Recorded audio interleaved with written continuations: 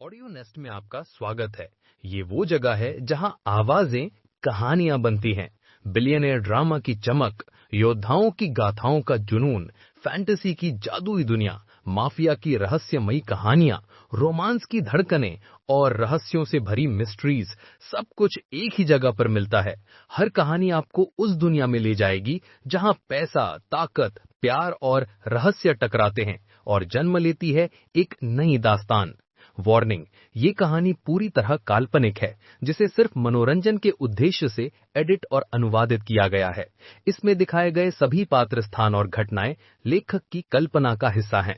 किसी व्यक्ति, परंपरा या समुदाय को ठेस पहुंचाना हमारा उद्देश्य नहीं है। साथ ही कुछ कहानियों में 18+ विषय वस्तु हो सकती है। कृपया विवेक पूर्वक। अध्याय 1, संघ की दिव्य आत्मा का प्राकट्य। ये कौन सा स्थान है? आर्यन ने घबराकर चारों ओर देखा। वह पूरी तरह से भ्रमित था।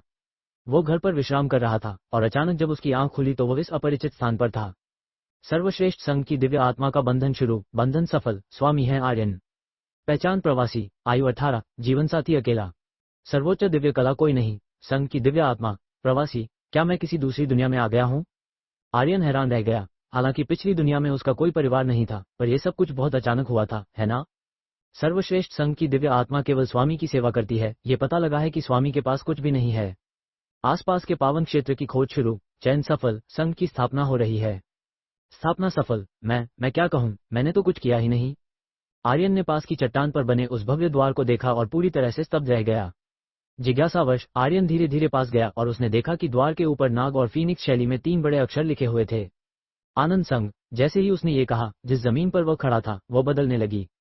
जिस स्थान पर वह था वह धीरे धीरे ऊपर उठने लगी और जो चट्टानें पहले वहां थीं वे अब धुंधली होने लगी।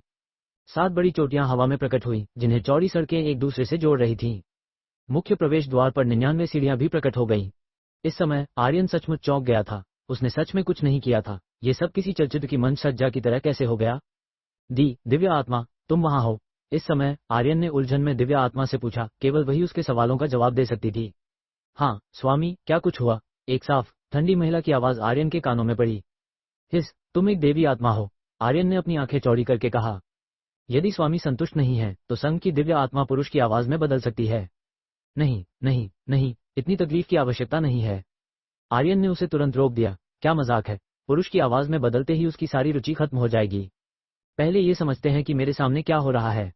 एक पल के विचार के बाद आर्यन ने जिज्ञासा से भरकर उस तथाकथित संघ की दिव्य आत्मा से पूछा, मैं कहाँ हूँ? ये सब क्या हो रहा है?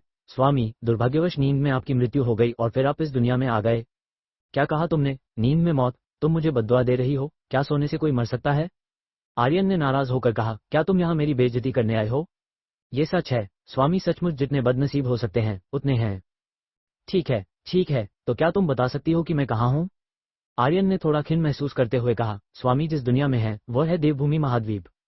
एक और दुनिया? गजब गजब, क्या यह एक जादुई दुनिया है या प्राण शक्ति वाली दुनिया? आर्यन ने अचानक महसूस करते हुए कहा। वैसे भी पहले उसकी कोई जिम्मेदारियां नहीं थी, तो वह इस दुनिया में भी शांति से रह सकता है। दोनों में से कोई नहीं। ये योद्धाओं की दुनिया है। शक्तिशाली मनुष्य अंतरिक्ष को चीर सकते हैं और पहाड़ों और समुद्रों को पलट सकते हैं। और कमजोरों को कभी भी मारा जा सकता है, उनकी कोई इज्जत नहीं होती। ओह, तो मैं सोने जा रहा हूँ। क्या यहाँ सोने के लिए कोई स्थान है? आर्यन ने मन ही मन सोचा, उससे मेरा क्या लेना देना? ये बिल्कुल स्वामी से संबंधित है। स्वामी को शक्तिशाली बनने के लिए शिष्य भर्ती करने होंगे, वरना आप केवल यहीं दुबक कर रह सकते हैं। तुम मेरे मन की बात सुन सकती हो? आर्यन ने खालीपन से पूछा। मेरी प्रणाली की आवाज हमेशा स्वामी के मन में ही रही है। ये स्वामी ही हैं जिन्होंने जोर से बोलना चुना। ओह, तो ठीक है, पहले अपना परिचय दो। तुम किस काम आती हो? दिव्य आत्मा, तुम बोल क्यों नहीं रही? आर्यन ने भ्रमित होकर पूछा।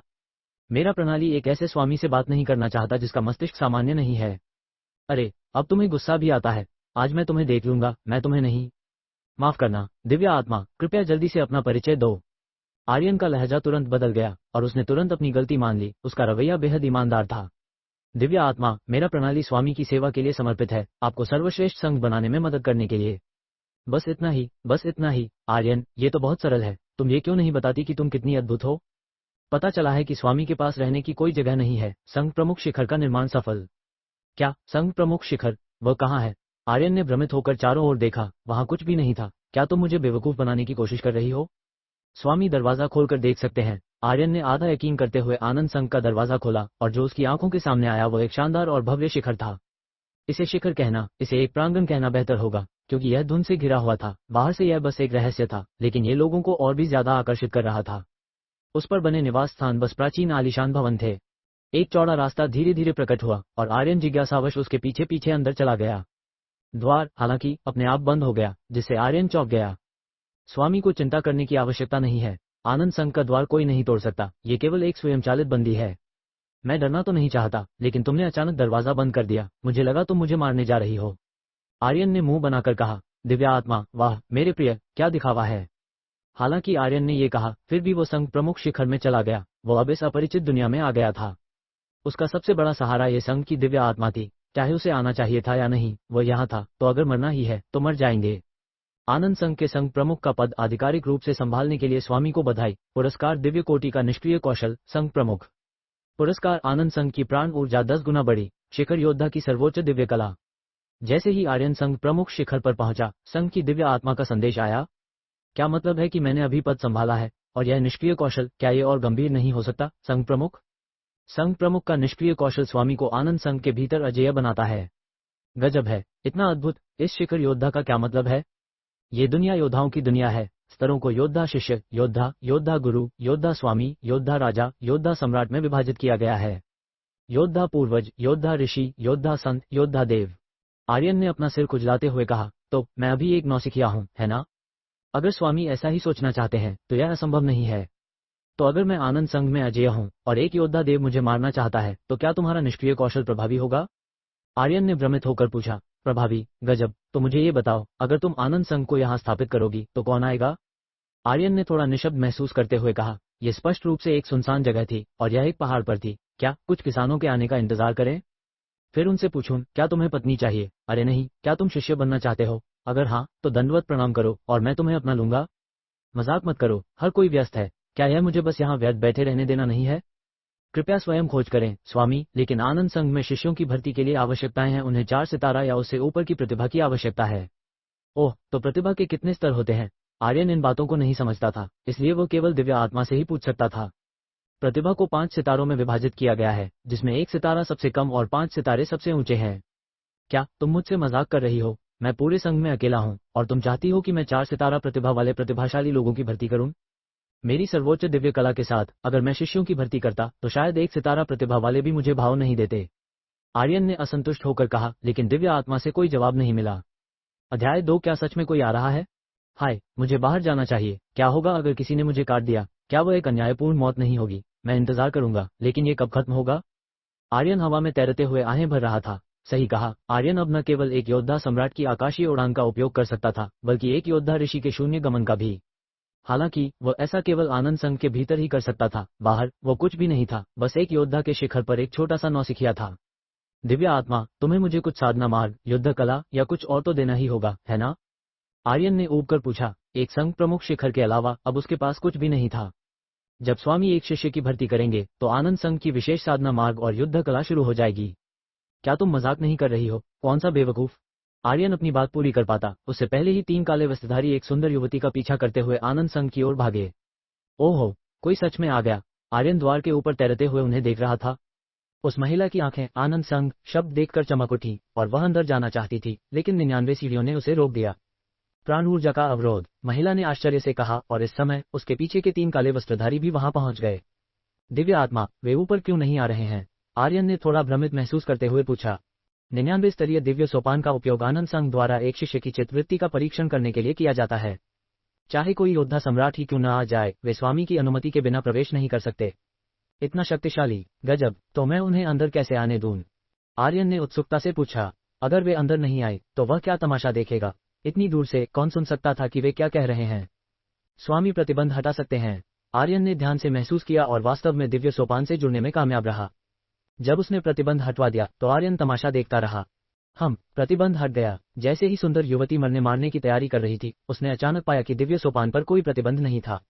वह जल्दी से ऊपर भागी। 3 काले वस्त्रधारी उसका पीछा कर रहे थे। ऐसा लग रहा था कि वे उसे मारे बिना रुकने वाले नहीं थे। आनंद संघ, हे, भागो मत, किसी को तुम्हारी जान चाहिए। इस छोटे से संघ में छिपने से कोई फायदा नहीं।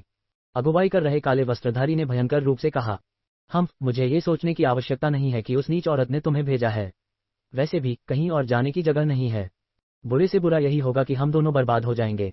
इस सुंदर युवती के मन में आपसी विनाश का विचार था। उसके जड़ाव हाथ ने प्राण ऊर्जा को संघनित किया, जो किसी भी क्षण हमला करने के लिए तैयार थी। मछली मर भी जाए तो जाल नहीं टूटेगा। स्वर्ग संहार मुष्टि। अगुवाई कर रहे काले वस्त्रधारी ने अपनी बात खत्म करने के बाद वह पहले आगे बढ़ा। उसका दाहिना हाथ एक मुट्ठी बना जो लाल प्राण ऊर्जा से घिरा हुआ था। अकेले उसके तेज ने सुंदर युवती को अभिभूत कर दिया। उसके पीछे के दो भी पीछे नहीं रहे। उन्होंने अपनी तलवारें निकाली और उस पर वार किया। हिमहस्त। आर्यन के दृष्टिकोण से इस सुंदर युवती के दाहिने हाथ ने नीली प्राण ऊर्जा को संघनित किया और आगे मारा। हालांकि उन तीनों ने हथेली के निशान को हल कर लिया, लेकिन उन्हें रुकने के लिए मजबूर होना पड़ा। 2 सांसों के भीतर उन्होंने फिर से हमला किया और सुंदर युवती ने उनके साथ कुछ देर संघर्ष किया। ये देखकर कि वह ज्यादा देर तक टिक नहीं पाएगी, उसने मन में सोचा, इस आनंद संघ में कोई क्यों नहीं है। दिव्य आत्मा, इस सुंदर युवती की प्रतिभा कितने सितारा है? आर्यन ने अपने मन में दिव्य आत्मा से पूछा। अगर इस सुंदर युवती की 4 सितारा प्रतिभा हुई तो उसे एक गुरु की तरह अभिनय करना होगा। लेकिन उसे ये भी चिंता थी कि ऐसा ना हो, आखिरकार हर किसी के पास ऐसी प्रतिभा नहीं होती। इस महिला की प्रतिभा छद्म 5 सितारा है, जो आनंद संघ के भर्ती मानकों को पूरा करती है। सफल भर्ती से एक अतिरिक्त पुरस्कार मिल सकता है और एक नौसिखिया उपहार पिटारा खुल सकता है। वह लड़की है या नहीं, यह महत्वपूर्ण नहीं है। महत्वपूर्ण यह है कि संघ में कोई नहीं है। आर्यन ने एक गंभीर चेहरे के साथ बकवास की, फिर आनंद संघ के द्वार के ऊपर आकाश में तैरने लगा। उसकी आवाज प्राण ऊर्जा से घिरी हुई थी। उसने उनसे कहा, मेरे आनंद संघ में धृष्टता करने की तुम्हारी हिम्मत कैसे हुई? क्या तुम मौत को बुलावा दे रहे हो? इस आवाज पर तीनों काले वस्त्रधारी और सुंदर युवती ने आर्यन की ओर देखा। आकाशीय उड़ान, एक योद्धा सम्राट। तीनों काले वस्त्रधारी ने हवा में आर्यन को अत्यंत भय से देखा और सभी दया की भीख मांगने के लिए घुटने टेक दिए। वरिष्ठ, कृपया हमारी जान बख्श दें। हमारा इरादा आपको नाराज करने का नहीं था। कृपया हमारी जान बख्श दें। ये कनिष्ठ अज्ञात रूप से आपके पूज्यनीय संघ में घुस आए। अगर कोई अभद्र व्यवहार हुआ हो तो मुझे उम्मीद है कि वरिष्ठ मुझे क्षमा करेंगे। सुंदर युवती ने भी अपना सिर झुकाकर सम्मानपूर्वक कहा। आर्यन ने कुछ नहीं कहा, बस चुपचाप उन्हें देखता रहा। इससे वे बुरी तरह डर गए। उसका क्या मतलब था? मारना है या नहीं? एक सीधा जवाब दो। ये बहुत निराशाजनक था। लेकिन उन्होंने बोलने का साहस नहीं किया, बस चुपचाप आर्यन के निपटारे का इंतजार करते रहे। भागने की बात, बेवकूफी मत करो। ये योद्धा गुरु कहाँ भाग सकते हैं? निकल जाओ। अगर दोबारा आने का साहस किया तो बिना दया के मार डालूंगा। ये कहना होगा कि आर्यन का अभिनय बस एकदम सही था। तीनों इतने डर गए थे कि उन्होंने एक शब्द भी कहने की हिम्मत नहीं की और जल्दी में भाग गए। वरिष्ठ, क्या मैं ये कनिष्ठ आनंद संघ में शामिल हो सकती हूँ? सुंदर युवती ने अपने दांत भींचे और आर्यन की ओर देखते हुए शांत रहने का नाटक करते हुए पूछा। वैसे भी उसके पास जाने के लिए कोई जगह नहीं थी, इसलिए वह एक ऐसे संघ में शामिल हो सकती है जहां एक योद्धा सम्राट का शासन हो। ओह, क्या तुम निश्चित हो? हमारे आनंद संघ की देवभूमि महाद्वीप पर कोई प्रतिष्ठा नहीं है। ये भी कहा जा सकता है कि इसके बारे में कोई नहीं जानता। आर्यन मन ही मन बहुत खुश था, लेकिन फिर भी ऐसे बोला जैसे कुछ हुआ ही ना हो। हाँ, इस कनिष्ठ के पास जाने के लिए कोई जगह नहीं है। कृपया वरिष्ठ मुझे अपना लें। जैसे ही उसने आर्यन के शब्द सुने, वह जान गई कि एक अवसर है और जल्दी से सम्मानपूर्वक कहा, तुम आ सकती हो, अंदर आ जाओ। आर्यन ने उसे और परेशान करना जारी नहीं रखा। अगर उसने इसे गड़बड़ कर दिया तो ये बहुत शर्मनाक होगा। एक प्रतिभाशाली का आना दुर्लभ था। जैसे ही आनंद संघ का द्वार धीरे धीरे खुला, लड़की अपने सुंदर चेहरे पर एक जिज्ञासु भाव के साथ अंदर चली गई। आर्यन भी आसमान से नीचे उतरा। वह आर्यन के सुंदर चेहरे को निहारने से खुद को रोक नहीं पाए। क्या ये वही वरिष्ठ था जिसने अभी बात की थी? वह इतना युवा कैसे हो सकता है? इतना सुंदर। मेरे पीछे आओ। आर्यन ने अपना हाथ उसके कंधे पर रखा, फिर उस स्थान से गायब हो गया। लड़की के चौंके हुए भावों के बीच वह और आर्यन संघ प्रमुख शिखर के मुख्य कक्ष में पहुंचे। शून्य गमन, योद्धा ऋषि। इस तरह की विधि केवल एक योद्धा ऋषि ही प्राप्त कर सकता है। मुझे बताओ, तुम्हारा नाम क्या है? आर्यन कुर्सी पर बैठा और सुंदर युवती से पूछा। कनिष्ठ रिया शर्मा। प्रणाम वरिष्ठ। रिया शर्मा ने सम्मानपूर्वक हाथ जोड़कर कहा। इतनी औपचारिकता की आवश्यकता नहीं है, पूरे आनंद संघ में हम दोनों ही हैं। क्या? आर्यन के शब्द सुनकर रिया शर्मा को चक्कर आ गया। उसने किस तरह के अजीब संघ में प्रवेश कर लिया था?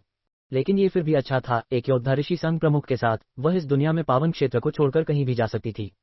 तुम पहले महिला शिष्य छात्रावास में जाओ और कल यहाँ आकर मुझसे मिलो। आर्यन ने बगल के मंडप की ओर इशारा करते हुए कहा। जी, संघ प्रमुख।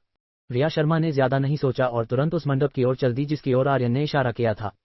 दिव्य आत्मा, जल्दी करो, मेरी साधना मार्ग कहाँ है? मेरी युद्ध कला और नौसिखिया उपहार पिटारा। आर्यन ने मौके पर अपने हाथ मलते हुए कहा। छद्म 5 सितारा प्रतिभा वाले शिष्य की सफलतापूर्वक भर्ती करने के लिए स्वामी को बधाई। अतिरिक्त पुरस्कार दिव्य कोटि की कला निरीक्षण दृष्टि। आनंद संघ की विशेष साधना पद्धति आनंद पद्धति। आनंद संघ की विशेष युद्ध कलाएं आनंद मेघ विहार, खड्ग नियंत्रण तकनीक, स्वर्ग विच्छेद खड्ग कला, आनंद मुष्टि। नौसिखिया उपहार पिटारा प्राप्त एक प्रतिभा वृद्धि कार्ड, योद्धा गुरु तृतीय स्वर्ग की सर्वोच्च दिव्य कला, काया शोधन गोली। अध्याय 3, रिया शर्मा का आश्चर्य। वाह, सुनने में तो कमाल का लग रहा है, आर्यन ने उत्साह से कहा। प्रणाली, मुझे बताओ, निरीक्षण दृष्टि से क्या पता लगाया जा सकता है और बाकी चीजों के क्या उपयोग हैं? निरीक्षण दृष्टि से स्वामी दुश्मन की पृष्ठभूमि, शिष्य की प्रतिभा, दूसरों की साधना मार्ग में खामियां और बहुत कुछ पता लगा सकते हैं। जहां तक आनंद पद्धति और विशेष युद्ध कला की बात है, वे सभी दिव्य कोटि की हैं। प्रतिभा वृद्धि कार्ड स्वामी या शिष्य की प्रतिभा को एक बार बढ़ाने में मदद कर सकता है। काया शोधन गोली शरीर की अशुद्धियों को साफ कर सकती है, जिससे निर्मल काया प्राप्त होती है। आर्यन ने सिर हिलाया, वह बहुत खुश लग रहा था। उसने पहले ही प्रणाली से इस बारे में जान लिया था। युद्ध कला और साधना मार्ग सभी को 4 कोटियों में बांटा गया है, स्वर्ग कोटि, पृथ्वी कोटि, गहन कोटि और पीत कोटि, जिनके ऊपर दिव्य कोटि है। हालांकि देवभूमि महाद्वीप पर दिव्य कोटि की युद्ध कलाएं लंबे समय से अज्ञात हैं और स्वर्ग कोटि की युद्ध कलाएं भी अत्यंत दुर्लभ हैं। इसके अतिरिक्त संघ की कोटियां भी 1 से 9 स्तरों में विभाजित हैं, जिसमें 9 सबसे निचला स्तर और 1 सबसे ऊंचा स्तर है। एक कोटि का संघ एक पावन क्षेत्र भी कहा जाता है, जहां एक योद्धा संत का शासन होता है। उसके ऊपर 3 प्रमुख शक्तियां हैं, असुर भवन, खड्गदेव मंडप और तटस्थ हिमांशु प्रासाद। ये तीनों शक्तियां 1 लाख से अधिक वर्षों से अस्तित्व में हैं और उनके प्रवर्तकों ने योद्धा सम्राट के स्तर को पार कर देवभूमि महाद्वीप छोड़ दिया था। आर्यन ने खुद को संभाला और अनजाने में अपनी आंखें बंद कर लीं। अगले ही पल प्राण ऊर्जा की एक लहर ने उसे घेर लिया। जब उसने अपनी आंखें खोलीं, तो उसकी सर्वोच्च दिव्य कला पहले ही योद्धा गुरु के तीसरे स्तर पर पहुंच चुकी थी। फिर उसने काया शोधन गोली ली और थोड़ी ही देर में एक दुर्गंध निकली, जिससे आर्यन को लगभग उल्टी आ गई।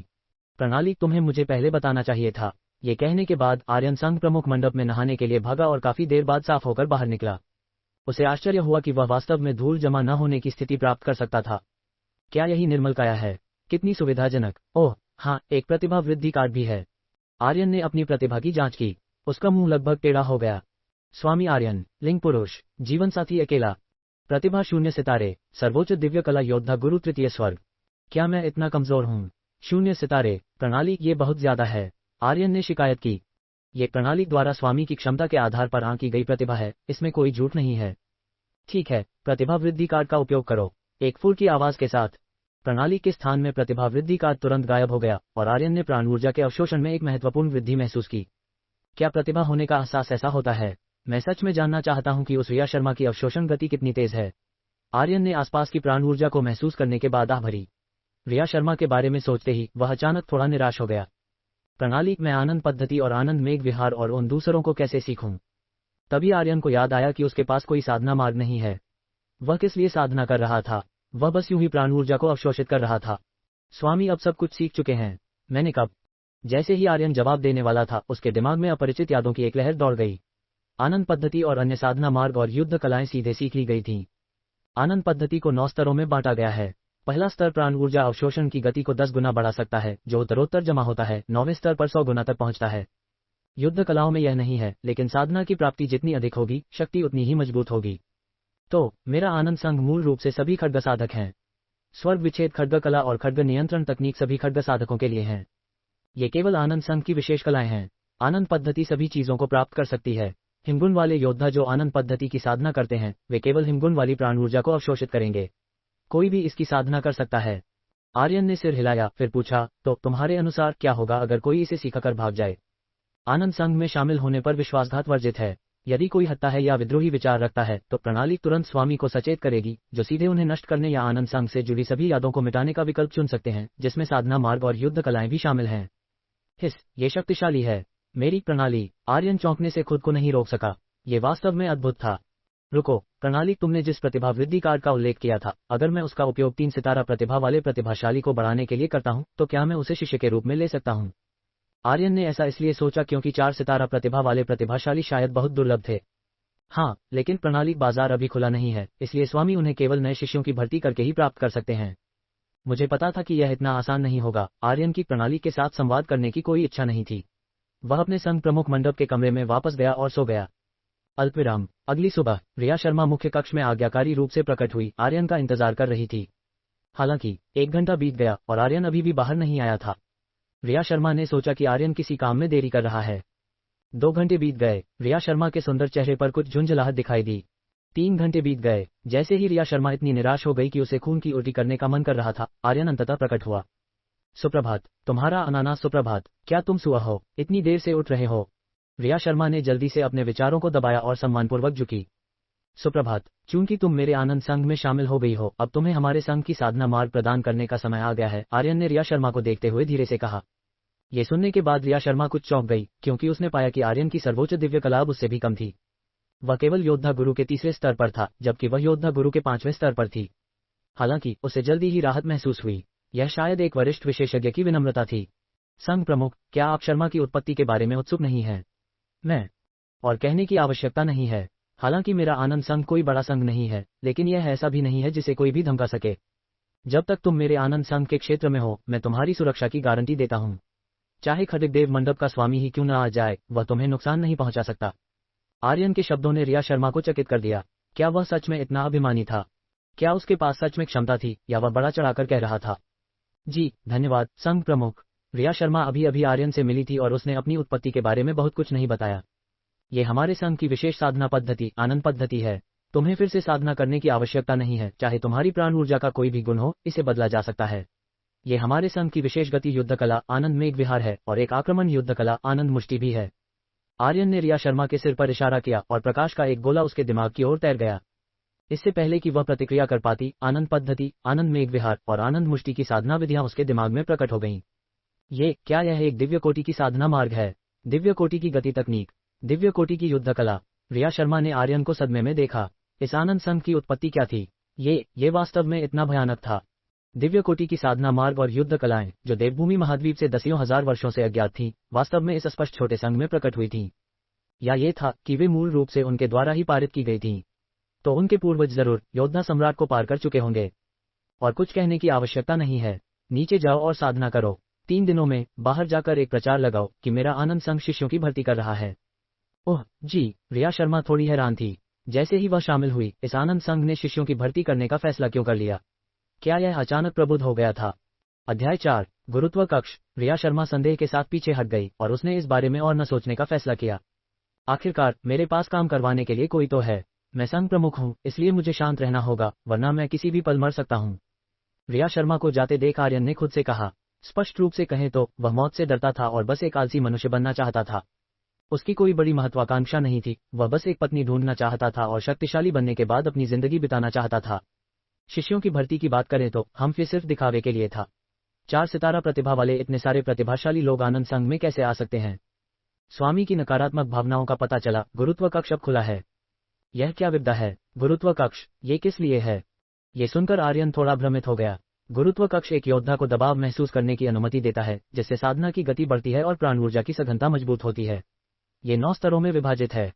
स्तर 1 में 10 गुना दबाव जुड़ता है, स्तर 2 में 20 गुना, स्तर 3 में 30 गुना, स्तर 4 में 40 गुना और स्तर 5 में 50 गुना, स्तर 6 में 60 गुना, स्तर 7 में 70 गुना, स्तर 8 में 80 गुना और स्तर 9 में 100 गुना।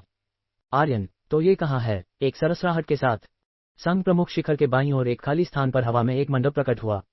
इसकी 9 मंजिलें थीं और यह साधारण लग रहा था, लेकिन पहली मंजिल पर 3 बड़े अक्षर बहुत आकर्षक थे। गुरुत्व कक्ष है, लेकिन मैं नहीं जा रहा हूँ। मैं तो बस खेल रहा हूँ। आर्यन अपनी कुर्सी पर वापस पसर गया और शांति से अपनी आंखें बंद कर लीं। दिव्य आत्मा, मैं, स्वामी मुझे बुला रहा है, लेकिन मैं नहीं सुन रही हूँ। मैं तो बस खेल रही हूँ। आर्यन, दिव्य आत्मा, तुम बिगड़ गई हो। तुम अब पहले जैसी निर्दोष नहीं रही, जानती हो। तुम, प्रणाली का बंधन समाप्त हो रहा है। अरे बाप रे, मैं अब मजाक नहीं कर रहा हूँ। आर्यन लगभग घुटनों के बल बैठ गया था। खेल अपनी जगह, शरारत अपनी जगह, लेकिन बंधन समाप्त करने का मजाक मत करो। जब आर्यन और दिव्य आत्मा बहस कर रहे थे, समय अनजाने में बीत गया। 3 दिन बाद रिया शर्मा बैंगनी रंग के चुस्त कपड़ों में आनंद संघ के कक्ष में प्रकट हुई। उसे यह कहां से मिला, ये वह नहीं जानती थी, लेकिन उसके हाथ में एक पतली तलवार थी। उसकी पतली कमर जिसे एक हाथ से घेरा जा सकता था और उसकी चुलबुली गुलाबी नाक के साथ, अगर उसका चेहरा इतना ठंडा न होता तो वह एक जीती जागती सुंदरी होती। वर्तमान में रिया शर्मा एक बर्फीली सुंदरी की तरह लग रही थी, लेकिन आर्यन की आंखों में उसे केवल वह वीर और उत्साही महसूस हुई। और बस इतना ही। रिया, हम वास्तव में कहाँ स्थित हैं? आर्यन रिया शर्मा के मुंह से कुछ उपयोगी जानकारी निकालना चाहता था। जब वह यहाँ आ ही गया है, तो उसे कम से कम ये तो पता होना चाहिए कि वह कहाँ है ना? रिया शर्मा पूरी तरह से चकित थी। क्या ये संघ प्रमुख विदूषक था, या वह उसकी परीक्षा ले रहा था? अपने सुंदर चेहरे को हिलाते हुए उसने एक ठंडे भाव से उत्तर दिया। संघ प्रमुख को सूचित करती हूँ, हम नक्षत्र साम्राज्य के भीतर स्थित हैं। हम, विशेष रूप से कहाँ? आर्यन को लगा कि उसने व्यर्थ में पूछा है। वह केवल एक साम्राज्य के बारे में जानता था। उसका क्या फायदा? रिया शर्मा ने अपना सुंदर चेहरा उठाया और आर्यन को अवाक होकर देखा। बड़े भाई, क्या तुम जन्म से यहीं हो और कभी बाहर नहीं गए? संघ प्रमुख, क्या आप नक्षत्र साम्राज्य के बारे में संदेह कर रहे हैं? रिया शर्मा ने संदेह की निगाह से आर्यन को देखा। उसने पहले आर्यन के सवाल का जवाब नहीं दिया, बल्कि उत्सुकता से उसे देखकर पूछा, खास वास्तव में, मैं निश्चित रूप से नहीं जानता। आर्यन के शब्दों से रिया शर्मा लगभग बेहोश हो गई। तुम नहीं जानते, फिर भी तुम इतने आत्मविश्वास से कह रहे हो। अगर मैं तुम्हें हरा नहीं सकती, तो मैं तुम्हें सच में एक अच्छी पिटाई देना चाहूंगी। रिया शर्मा ने मन ही मन सोचा। संघ प्रमुख, नक्षत्र साम्राज्य देवभूमि महाद्वीप के 4 सबसे शक्तिशाली साम्राज्यों में से एक है। बाकी वे संघ और परिवार हैं। हमारा संघ नक्षत्र साम्राज्य के दक्षिणी क्षेत्र में मेघपुर के आसपास स्थित लगता है। रिया शर्मा ने कुछ अनिश्चितता के साथ कहा।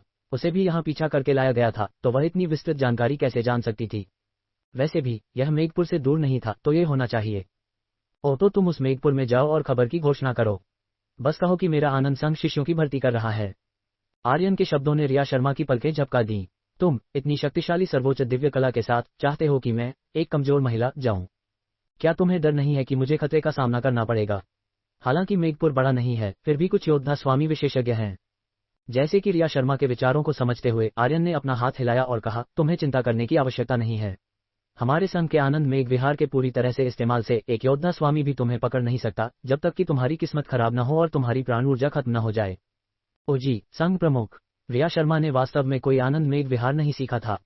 3 दिन पर्याप्त समय नहीं था। उसने केवल आनंद पद्धति की साधना की थी। लेकिन वह ऐसा मामला कैसे उठा सकती थी? क्या होगा अगर संघ प्रमुख को लगे कि उसकी प्रतिभा में कमी है? जल्दी जाओ और जल्दी वापस आओ। एक झुंड व्यर्थ लोगों को वापस मत लाना। हमारे संघ में शिष्यों की भर्ती के लिए बहुत सख्त मानक हैं। रिया शर्मा बड़बड़ाए। सख्त मेरे पैर, मैं एक सेकंड के लिए भी तुम पर विश्वास नहीं करती। लेकिन उसने जवाब देने का साहस नहीं किया। आखिर वह संघ प्रमुख था और इतना शक्तिशाली। जी, संघ प्रमुख, इतनी सुस्त क्यों हो? आर्यन ने भौहें चढ़ाकर कहा। जी, संघ प्रमुख। आर्यन। रिया शर्मा की तीखी चीख ने लगभग उसे ही मौत के घाट उतार दिया था। ये सच में एक जंगली कुत्ते से चौंकने जैसा था। रिया शर्मा शांति से संघ से निकलकर मेघपुर की ओर चल दी। यह उसकी मूल योजना से भटक गया। अपनी योद्धा गुरु पंचम स्वर्ग की सर्वोच्च दिव्य कला के साथ उसे पहुंचने में पूरे 30 मिनट लगे। मेघपुर। रिया शर्मा ने शहर की दीवार पर 3 बड़े अक्षरों को देखा और आखिरकार राहत की सांस ली। उसने अपना तेज नहीं रोका और सैनिकों ने उसे रोकने का साहस नहीं किया। रिया शर्मा बिना किसी बाधा के एक विश्राम गृह में पहुंची। परिचारक, अगर मुझे एक संदेश प्रसारित करना है तो मुझे कहां जाना चाहिए?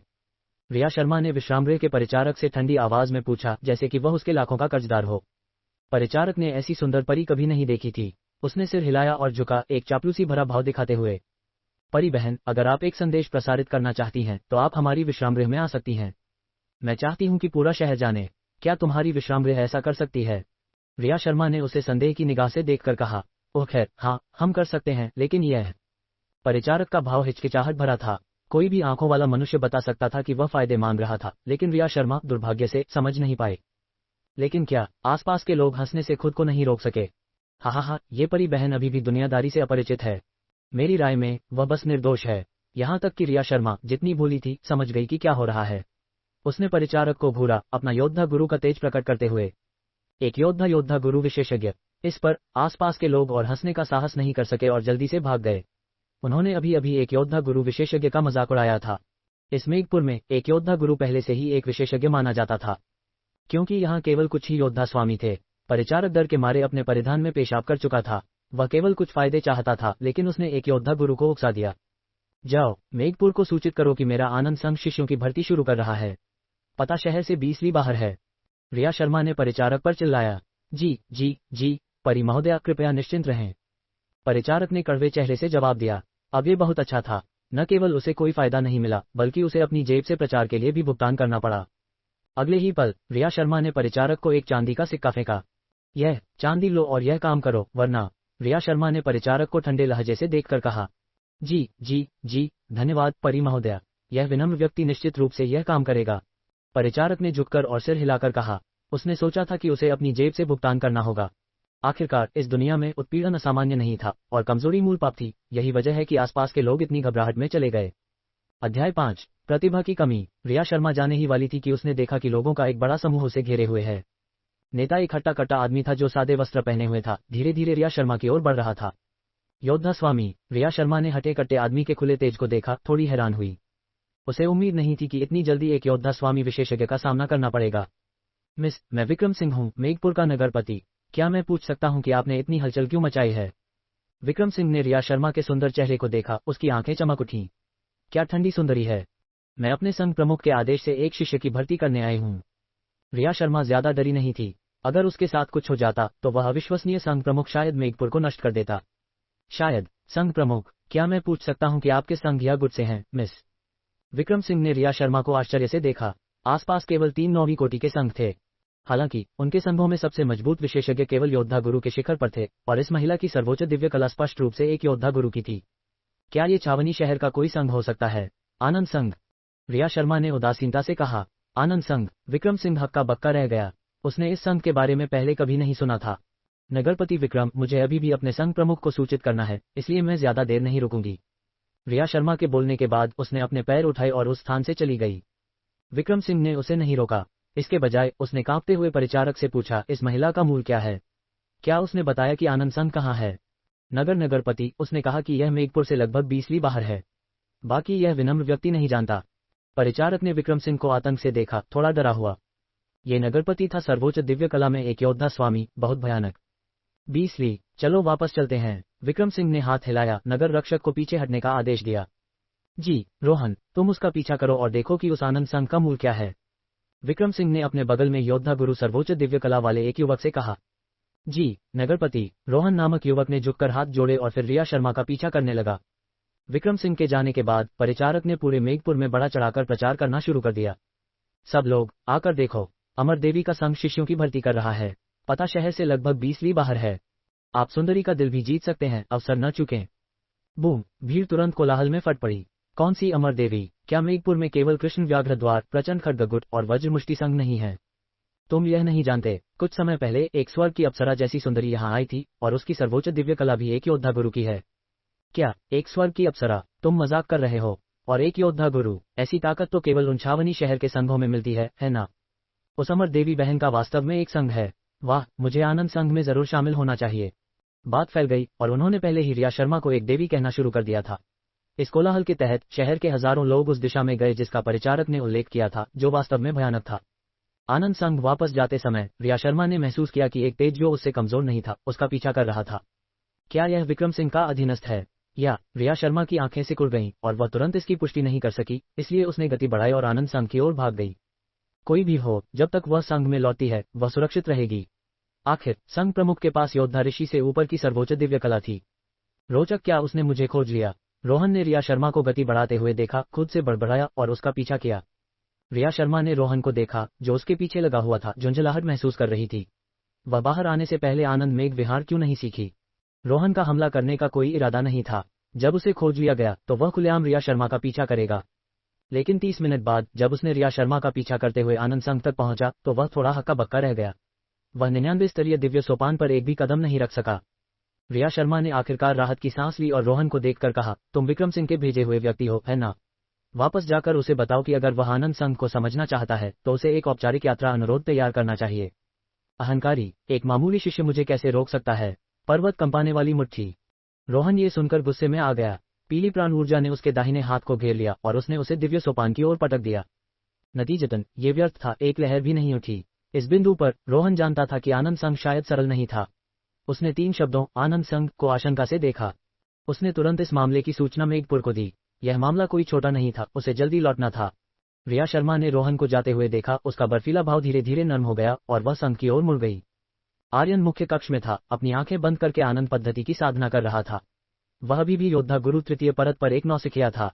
उसकी सर्वोच्च दिव्य कला रिया शर्मा से भी कम थी। अगर वह जल्दी साधना नहीं करता तो वह केवल आनंद संघ में ही दुबका रह सकता था।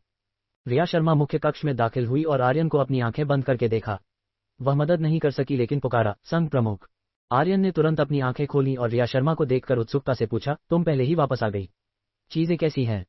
ओह, रिया शर्मा तुरंत अजीब महसूस करने लगी। उसे कैसे पता चलेगा कि शिष्यों की भर्ती कैसे की जाती है? उसने बस किसी को खबर फैलाने के लिए कहा, संघ का पता दिया और वापस आ गई। रास्ते में उसका पीछा भी किया गया। तुम बोल क्यों नहीं रही हो? क्या तुम नहीं गई? आर्यन चुपचाप रिया शर्मा को देखकर कहे बिना नहीं रह सका। ओ संघ प्रमुख, मैंने किसी को खबर फैलाने के लिए कहा था। कितने लोग आएंगे, शर्मा नहीं जानती। रिया शर्मा ने अपना सिर झुका लिया, थोड़ी शर्मिंदा। ये पहली बार था जब आर्यन ने उसे कुछ करने के लिए कहा था और उसे परिणाम का कोई पता नहीं था। ये बस प्रयास की बर्बादी थी। इसे भूल जाओ, भले ही कोई आए, मुझे संदेह है कि कोई संघ प्रवेश मानक पास कर पाएगा। आर्यन के शब्दों ने रिया शर्मा को जिज्ञासा से भर दिया। उसने आर्यन को देखकर सम्मानपूर्वक पूछा, संघ प्रमुख, हमारा संघ प्रवेश मानक क्या है? आप इतने चिंतित क्यों हैं? 4 सितारा प्रतिभा, क्या? आर्यन के शब्दों ने रिया शर्मा को पूरी तरह से स्तब्ध कर दिया।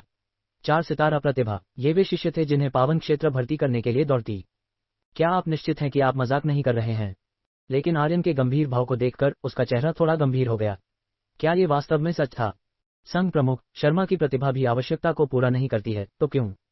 रिया शर्मा के शब्दों ने आर्यन को भौहें सिकोड़ने पर मजबूर कर दिया। वह नहीं जानती थी कि उसकी प्रतिभा छद्म 5 सितारा है। तुम्हारी प्रतिभा छद्म 5 सितारा है, जो संघ प्रवेश की आवश्यकता को पूरा करती है। अन्यथा मैंने तुम्हें आनंद संघ में शामिल होने की अनुमति नहीं दी होती। संघ प्रमुख, शर्मा की प्रतिभा वास्तव में छद्म 5 सितारा थी, लेकिन वह पहले की बात है। अब मुझे डर है कि इसमें 2 सितारे भी नहीं हैं। रिया शर्मा ने यह सुनकर कड़वी मुस्कान दी और अपना सिर हिलाया। दिव्य आत्मा, क्या हो रहा है? आर्यन ने जल्दी से दिव्य आत्मा से पूछा। यह असंभव था। दिव्य आत्मा ने पहले उसकी प्रतिभा की कमी का उल्लेख क्यों नहीं किया? रिया शर्मा की प्रतिभा वास्तव में छद्म 5 सितारा है, लेकिन ऐसा लगता है कि इसे बलपूर्वक निकाला गया है। आर्यन ये सुनकर थोड़ा भ्रमित हो गया। प्रतिभा निकाली जा सकती है? ये किस तरह का संचालन था? क्या इसे ठीक करने का कोई तरीका है? आर्यन ने दिव्य आत्मा से पूछा। आखिर वह पहली शिष्य थी, इसलिए उसे बचाने की पूरी कोशिश करनी थी। हाँ, एक बार जब दिव्य आत्मा बाजार खुल जाता है तो प्रतिभा को बहाल करने के कई तरीके हैं। आर्यन ने यह सुनकर राहत की सांस ली। जब तक इसे ठीक किया जा सकता था, ये ठीक था। अध्याय 6, रिया शर्मा का अपील। संघ प्रमुख, चिंता करने की कोई आवश्यकता नहीं है। शर्मा अपनी सीमाएं जानती है और अब आनंद संघ छोड़ देगी। रिया शर्मा ने आर्यन को लंबे समय तक बिना बोले देखा, फिर एक कड़वी मुस्कान दी और जाने की तैयारी करने लगी। उसकी राय में आर्यन ने शायद उसे छोड़ दिया था। आखिर एक अपन क्या हासिल कर सकती है, चाहे वह कितनी भी साधना करे? रुको, मेरे पास तुम्हारी प्रतिभा की विकृति को ठीक करने का एक तरीका है। लेकिन आर्यन ने उसे तुरंत पुकारा। क्या तुम मजाक कर रही हो? केवल एक शिष्य के साथ वह उसे कैसे भागने दे सकता है? मैं और शिष्य कहाँ भर्ती करूंगा? 4 सितारा प्रतिभा पहले से ही खोजना मुश्किल है और एकमात्र बचा हुआ पौधा बिल्कुल नहीं छोड़ा जा सकता। संघ प्रमुख, क्या आप गंभीर हैं? रिया शर्मा की आवाज थोड़ी कांप गई। जब से उस महिला ने उसका अवसर चुराया और बलपूर्वक उसकी प्रतिभा निकाली, वह 3 साल से भाग रही थी। उसने सोचा था कि उसे छिपना जारी रखना होगा, लेकिन उसे उम्मीद नहीं थी कि आर्यन कहेगा कि उसके पास इसे ठीक करने का एक तरीका है। बिल्कुल, ये सच है। हालांकि कई संघ की इमारतें कुलपिता द्वारा सील कर दी गई हैं, इसलिए मैं अभी तुम्हारी मदद नहीं कर सकता। तुम्हें कुछ समय इंतजार करना होगा। उससे पहले तुम यहाँ मन की शांति के साथ साधना कर सकती हो। आर्यन ने उत्साहित रिया शर्मा को देखा और शांति से कहा। धन्यवाद संघ प्रमुख। रिया शर्मा का जीवन आनंद संघ के लिए होगा और उसकी मृत्यु आनंद संघ के लिए होगी। रिया शर्मा के ठंडे सुंदर चेहरे पर कृतज्ञता का भाव दिखाई दिया। उसने दृढ़ संकल्प के साथ आर्यन को देखा। ठीक है, नीचे जाओ और साधना करो। जब तुम्हारे पास समय हो तो ध्यान देना, शायद कोई संघ में शामिल होना चाहेगा। आर्यन खुश था, उसने आखिरकार अपने एकमात्र शिष्य को स्थिर कर लिया था। रिया शर्मा का कहना कि वह जाना चाहती थी ने उसे लगभग मौत के घाट उतार दिया था। जी संघ प्रमुख। रिया शर्मा सम्मानपूर्वक पीछे हट गई। उसे आर्यन के शब्दों पर कोई संदेह नहीं था। आखिर वह एक योद्धा स्वामी या शायद एक योद्धा संत विशेषज्ञ था। इतने शक्तिशाली प्राणी को उससे झूठ बोलने की कोई आवश्यकता नहीं थी। अगली सुबह हजारों लोग आनंद संघ के बाहर इकट्ठा हुए, शामिल होने के लिए शोर मचा रहे थे। यहाँ तक कि कृष्ण व्याघ्र संघ, प्रचंड खड्ग संघ और वज्रमुष्टि संघ ने भी लोग भेजे थे। वे बस ये देखना चाहते थे कि यह आनंद संघ कितना दिव्य था कि हजारों लोग इतने दृढ़ थे। उनके तीनों संघों को मिलाकर केवल 300 से अधिक शिष्य थे। उन्हें स्वाभाविक रूप से इतने बड़े अवसर को देखने आना था। हालांकि वे सभी दिव्य सोपान द्वारा अवरुद्ध थे और तुरंत श्राप देने लगे। विक्रम सिंह, मेघपुर का नगरपति, भी आया। उसने जिज्ञासा से दिव्य सोपान को देखा। एक योद्धा स्वामी को भी एक और कदम उठाने से रोकने में सक्षम इस आनंद संघ में निश्चित रूप से योद्धा राजा के दायरे से ऊपर का एक विशेषज्ञ था। ये संबंध बनाने का एक बड़ा अवसर था, वह इसे कैसे चूक सकता है? ऐसे विशेषज्ञ से 1-2 आकस्मिक संकेत उसे अपनी वर्तमान दुर्दशा को तोड़ने में मदद कर सकते थे। रिया शर्मा की आनंद मेघ विहार की साधना निष्फल रही, इसलिए वह केवल अपना मन साफ करने के लिए प्रवेश द्वार पर जा सकती थी। आखिर उसकी प्रतिभा वर्तमान में आर्यन से 1 सितारा भी बेहतर नहीं थी। हालांकि जब उसने आनंद संघ का द्वार खोला तो वह सीधे हक्का बक्का रह गई। इतने सारे लोग। उसने दिव्य सोपान के नीचे घनी भीड़ को आश्चर्य से देखा, थोड़ी चौंकी हुई। क्या उस परिचारक ने इसका इतना अच्छा प्रचार किया? इतने सारे लोग वास्तव में आए। उसे कोई अंदाजा नहीं था कि यह उसके अपने आकर्षण के कारण था। जो लोग आए थे उनमें से ज्यादातर उसके करीब आने के लिए आए थे। अरे, क्या वह परी बहन नहीं है? जल्दी देखो, परी बहन बाहर है। हमने इतना इंतजार किया और आखिरकार हमने किसी को देखा। जब उन्होंने रिया शर्मा को संघ का द्वार खोलते हुए देखा तो वे तुरंत बहुत खुश हो गए। कुछ ने तो ये भी सोचना शुरू कर दिया कि रिया शर्मा का दिल कैसे जीता जाए। उस समय सर्वोच्च दिव्य कला और एक परी दोनों का होना, क्या यह अद्भुत नहीं होगा? हालांकि अगले ही पल वे दंग रह गए। रिया शर्मा वास्तव में अंदर वापस चली गई। क्या हो रहा है? क्या उन्होंने यह नहीं कहा कि वे शिष्यों की भर्ती कर रहे हैं? क्या वे हमारे साथ खेल रहे हैं? बिल्कुल, हम इतनी दूर सिर्फ अस्वीकार किए जाने के लिए आए थे। क्या यह आनंद संघ इतना अभिमानी है? क्या उनके पास कोई शक्तिशाली विशेषज्ञ है जो इसकी रक्षा कर रहा है? रिया शर्मा को वापस जाते देखकर उन्होंने तुरंत चर्चा शुरू कर दी। ज्यादातर श्राप दे रहे थे, लेकिन कुछ होशियार भी थे। क्या एक संघ जो 99 सीढ़ियों से लोगों को रोक सकता है, एक साधारण संघ हो सकता है? रिया शर्मा ने इतना नहीं सोचा। वह जल्दी से मुख्य कक्ष में वापस गई, किसी को नहीं पाया, और फिर संघ प्रमुख मंडप की ओर भागी आर्यन को खोजने के लिए। इस समय आर्यन सो रहा था। रिया शर्मा मंडप में गई और पाया कि वह अंदर नहीं जा सकती। वह चिंतित हो गई। बाहर इतने सारे लोगों के साथ क्या होगा अगर कुछ अच्छी प्रतिभा वाले हों? क्या वे चूक नहीं जाएंगे? संघ प्रमुख, रिया शर्मा की आवाज आर्यन के कानों में पड़ी। उसने भौहें सिकुड़ी और नींद से जागा। संघ प्रमुख, एक और नर्म पुकार आए। इस बार आर्यन ने अपनी आंखें मिली, पुष्टि करते हुए कि उसने गलत नहीं सुना था। उसने अपने कपड़े पहने और बाहर प्रकट हुआ, चिंतित रिया शर्मा को देखते हुए। आर्यन ने भ्रम में पूछा, क्या हुआ? तुम मुझे सुबह सुबह इतनी जल्दी क्यों बुला रही हो? संघ प्रमुख, शायद कल का प्रचार काम कर गया। अब बाहर हजारों लोग हैं जो संघ में शामिल होना चाहते हैं। रिया शर्मा के शब्दों ने तुरंत आर्यन को बहुत खुश कर दिया। हजारों लोग, तो एक या दो उच्च प्रतिभा वाले पौधे होने चाहिए। आर्यन ने अपना हाथ रिया शर्मा के कंधे पर रखा और फिर संघ के प्रवेश द्वार पर प्रकट हुआ। चारों ओर देखने पर ये लोगों से भरा था। रिया शर्मा ने सच में उससे झूठ नहीं बोला था। हालांकि आर्यन ने उनकी चर्चाएं सुनी और ऐसा लगा वे रिया शर्मा के लिए आए थे। क्या ये प्रेमियों का एक समूह हो सकता है? एक खूबसूरत महिला के लिए संघ में शामिल होना चाहते हैं? आर्यन ने एक पल के लिए विचार किया, फिर रिया शर्मा से कहा, रिया, मैं दिव्य सोपान का प्रतिबंध हटा दूंगा। तुम उन्हें अपनी प्रतिभा का परीक्षण करने दे सकती हो। लेकिन संघ प्रमुख, मैं उनका परीक्षण कैसे करूं? शर्मा के पास परीक्षण पत्थर नहीं है। रिया शर्मा ने आर्यन को भ्रम में देखा और कहा। आर्यन ने अपना माथा पीटा और आह भरी, उस बारे में भूल गया। दिव्य आत्मा, जल्दी बाहर आओ। क्या तुम्हारे पास प्रतिभा और प्रतिभा का परीक्षण करने के लिए कुछ है? हाँ। जैसे ही दिव्य आत्मा ने बोलना समाप्त किया, आनंद संघ के द्वार के बाहर एक विशाल पत्थर की दीवार प्रकट हुई, जिसके बीच में एक बड़ा खाली स्थान था। ये है? आर्यन ने दिव्य आत्मा से उत्सुकता से पूछा, ये चीज क्या है? इसका उपयोग प्रतिभा और प्रतिभा का परीक्षण करने के लिए किया जाता है। आपको केवल इसमें प्राण ऊर्जा डालनी है और यह पत्थर की दीवार पर प्रदर्शित होगी। ये कमाल है, मुझे ये प्रिय है। आर्यन ने मन ही मन खुशी मनाई। ये समय पर था। उसने फिर रिया शर्मा को देखा और कहा, रिया, इसका उपयोग प्रतिभा और प्रतिभा का परीक्षण करने के लिए किया जाता है। तुम उन्हें प्राण ऊर्जा डालने के लिए कहो और यह प्रकट हो जाएगा। जी, संघ प्रमुख। रिया शर्मा मुख्य द्वार से बाहर गई और आर्यन ने भी दिव्य सोपान का प्रतिबंध हटा दिया। अरे, लगता है अब हम अंदर जा सकते हैं। जल्दी करो, परी बहन हमारा इंतजार कर रही है। हम सच में अंदर जा सकते हैं। जैसे ही ये शब्द निकले, हजारों लोग तुरंत ऊपर की ओर दौड़ पड़े। 99 सीढ़ियां एक पल में चढ़ गईं। जब वे ऊपर आए तो उन्होंने प्रतिभा और रिया शर्मा के परीक्षण के लिए पत्थर की दीवार पाए। आनंद संघ के चयन में भाग लेने के लिए आप सभी का बहुत बहुत धन्यवाद। हालांकि संघ प्रमुख की आवश्यकताएं बहुत सख्त हैं। कृपया एक एक करके पत्थर की दीवार पर जाएं। अपनी प्रतिभा और प्रतिभा का परीक्षण करने के लिए प्राण ऊर्जा डालें। जो लोग उत्तीर्ण होंगे उनके नाम पत्थर की दीवार पर बने रहेंगे और गायब नहीं होंगे। रिया शर्मा की ठंडी आवाज विक्रम सिंह और अन्य लोगों के कानों में पड़ी। लेकिन वे इतनी आज्ञाकारिता से परीक्षण कैसे कर सकते थे? लोगों का एक समूह रिया शर्मा की ओर दौड़ पड़ा, यहां तक कि उसे चूमना भी चाहते थे। रिया शर्मा ने सीधे उन्हें प्राण ऊर्जा से दूर उड़ा दिया। फिर से अशिष्टता करने का साहस किया तो यही तुम्हारा भाग्य होगा। तुम कुछ लोग, आनंद संघ तुम्हारा कभी स्वागत नहीं करेगा। रिया शर्मा ने उन लोगों को ठंडी आंखों से देखा जिन्होंने उसके साथ छेड़छाड़ करने की कोशिश की थी और उन्हें डांटा। अध्याय 7, दूसरा शिष्य। मैं देखना चाहूंगा कि तुम एक अकेली हम हजारों को कैसे रोक सकती हो। बिल्कुल, भीड़ में योद्धा गुरुओं की कमी नहीं थी। रिया शर्मा का चेहरा पीला पड़ गया। उसे उम्मीद नहीं थी कि लोगों का ये समूह इतना अनियंत्रित होने का साहस करेगा। ओह, तुम काफी अभिमानी हो, है ना? इस आसन के नियमों का उल्लंघन करने का साहस। आर्यन रिया शर्मा के ऊपर प्रकट हुआ, लोगों के समूह को देखते हुए, और ठंडे स्वर में कहा। चूंकि दिव्य सोपान भी एक संघ के निवास स्थान का हिस्सा था, आर्यन तब तक शांत रह सकता था जब तक वह दिव्य सोपान नहीं छोड़ता। योद्धा सम्राट विशेषज्ञ। आर्यन का शून्य में खड़ा होना उन्हें तुरंत भयभीत कर गया और कुछ तो भागना भी चाहते थे। आर्यन के होंठ थोड़े मुड़े, उनके भागने का रास्ता रोकते हुए। वे केवल आर्यन को भय से देख सकते थे। महाशय, हमें बख्श दो, हमें बख्श दो। उन लोगों का समूह जिन्होंने अभी अभी रिया शर्मा के साथ बलपूर्वक करने की कोशिश की थी, वे सब घुटने टेककर सिर झुकाने लगे। उनमें से कई के सिर से खून बह रहा था।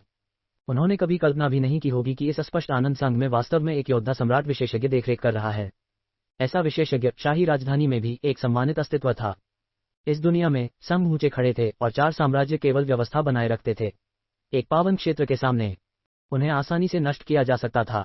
तो शाही राजधानी में एक योद्धा सम्राट विशेषज्ञ को वास्तव में एक सम्मानित अतिथि के रूप में माना जाता था।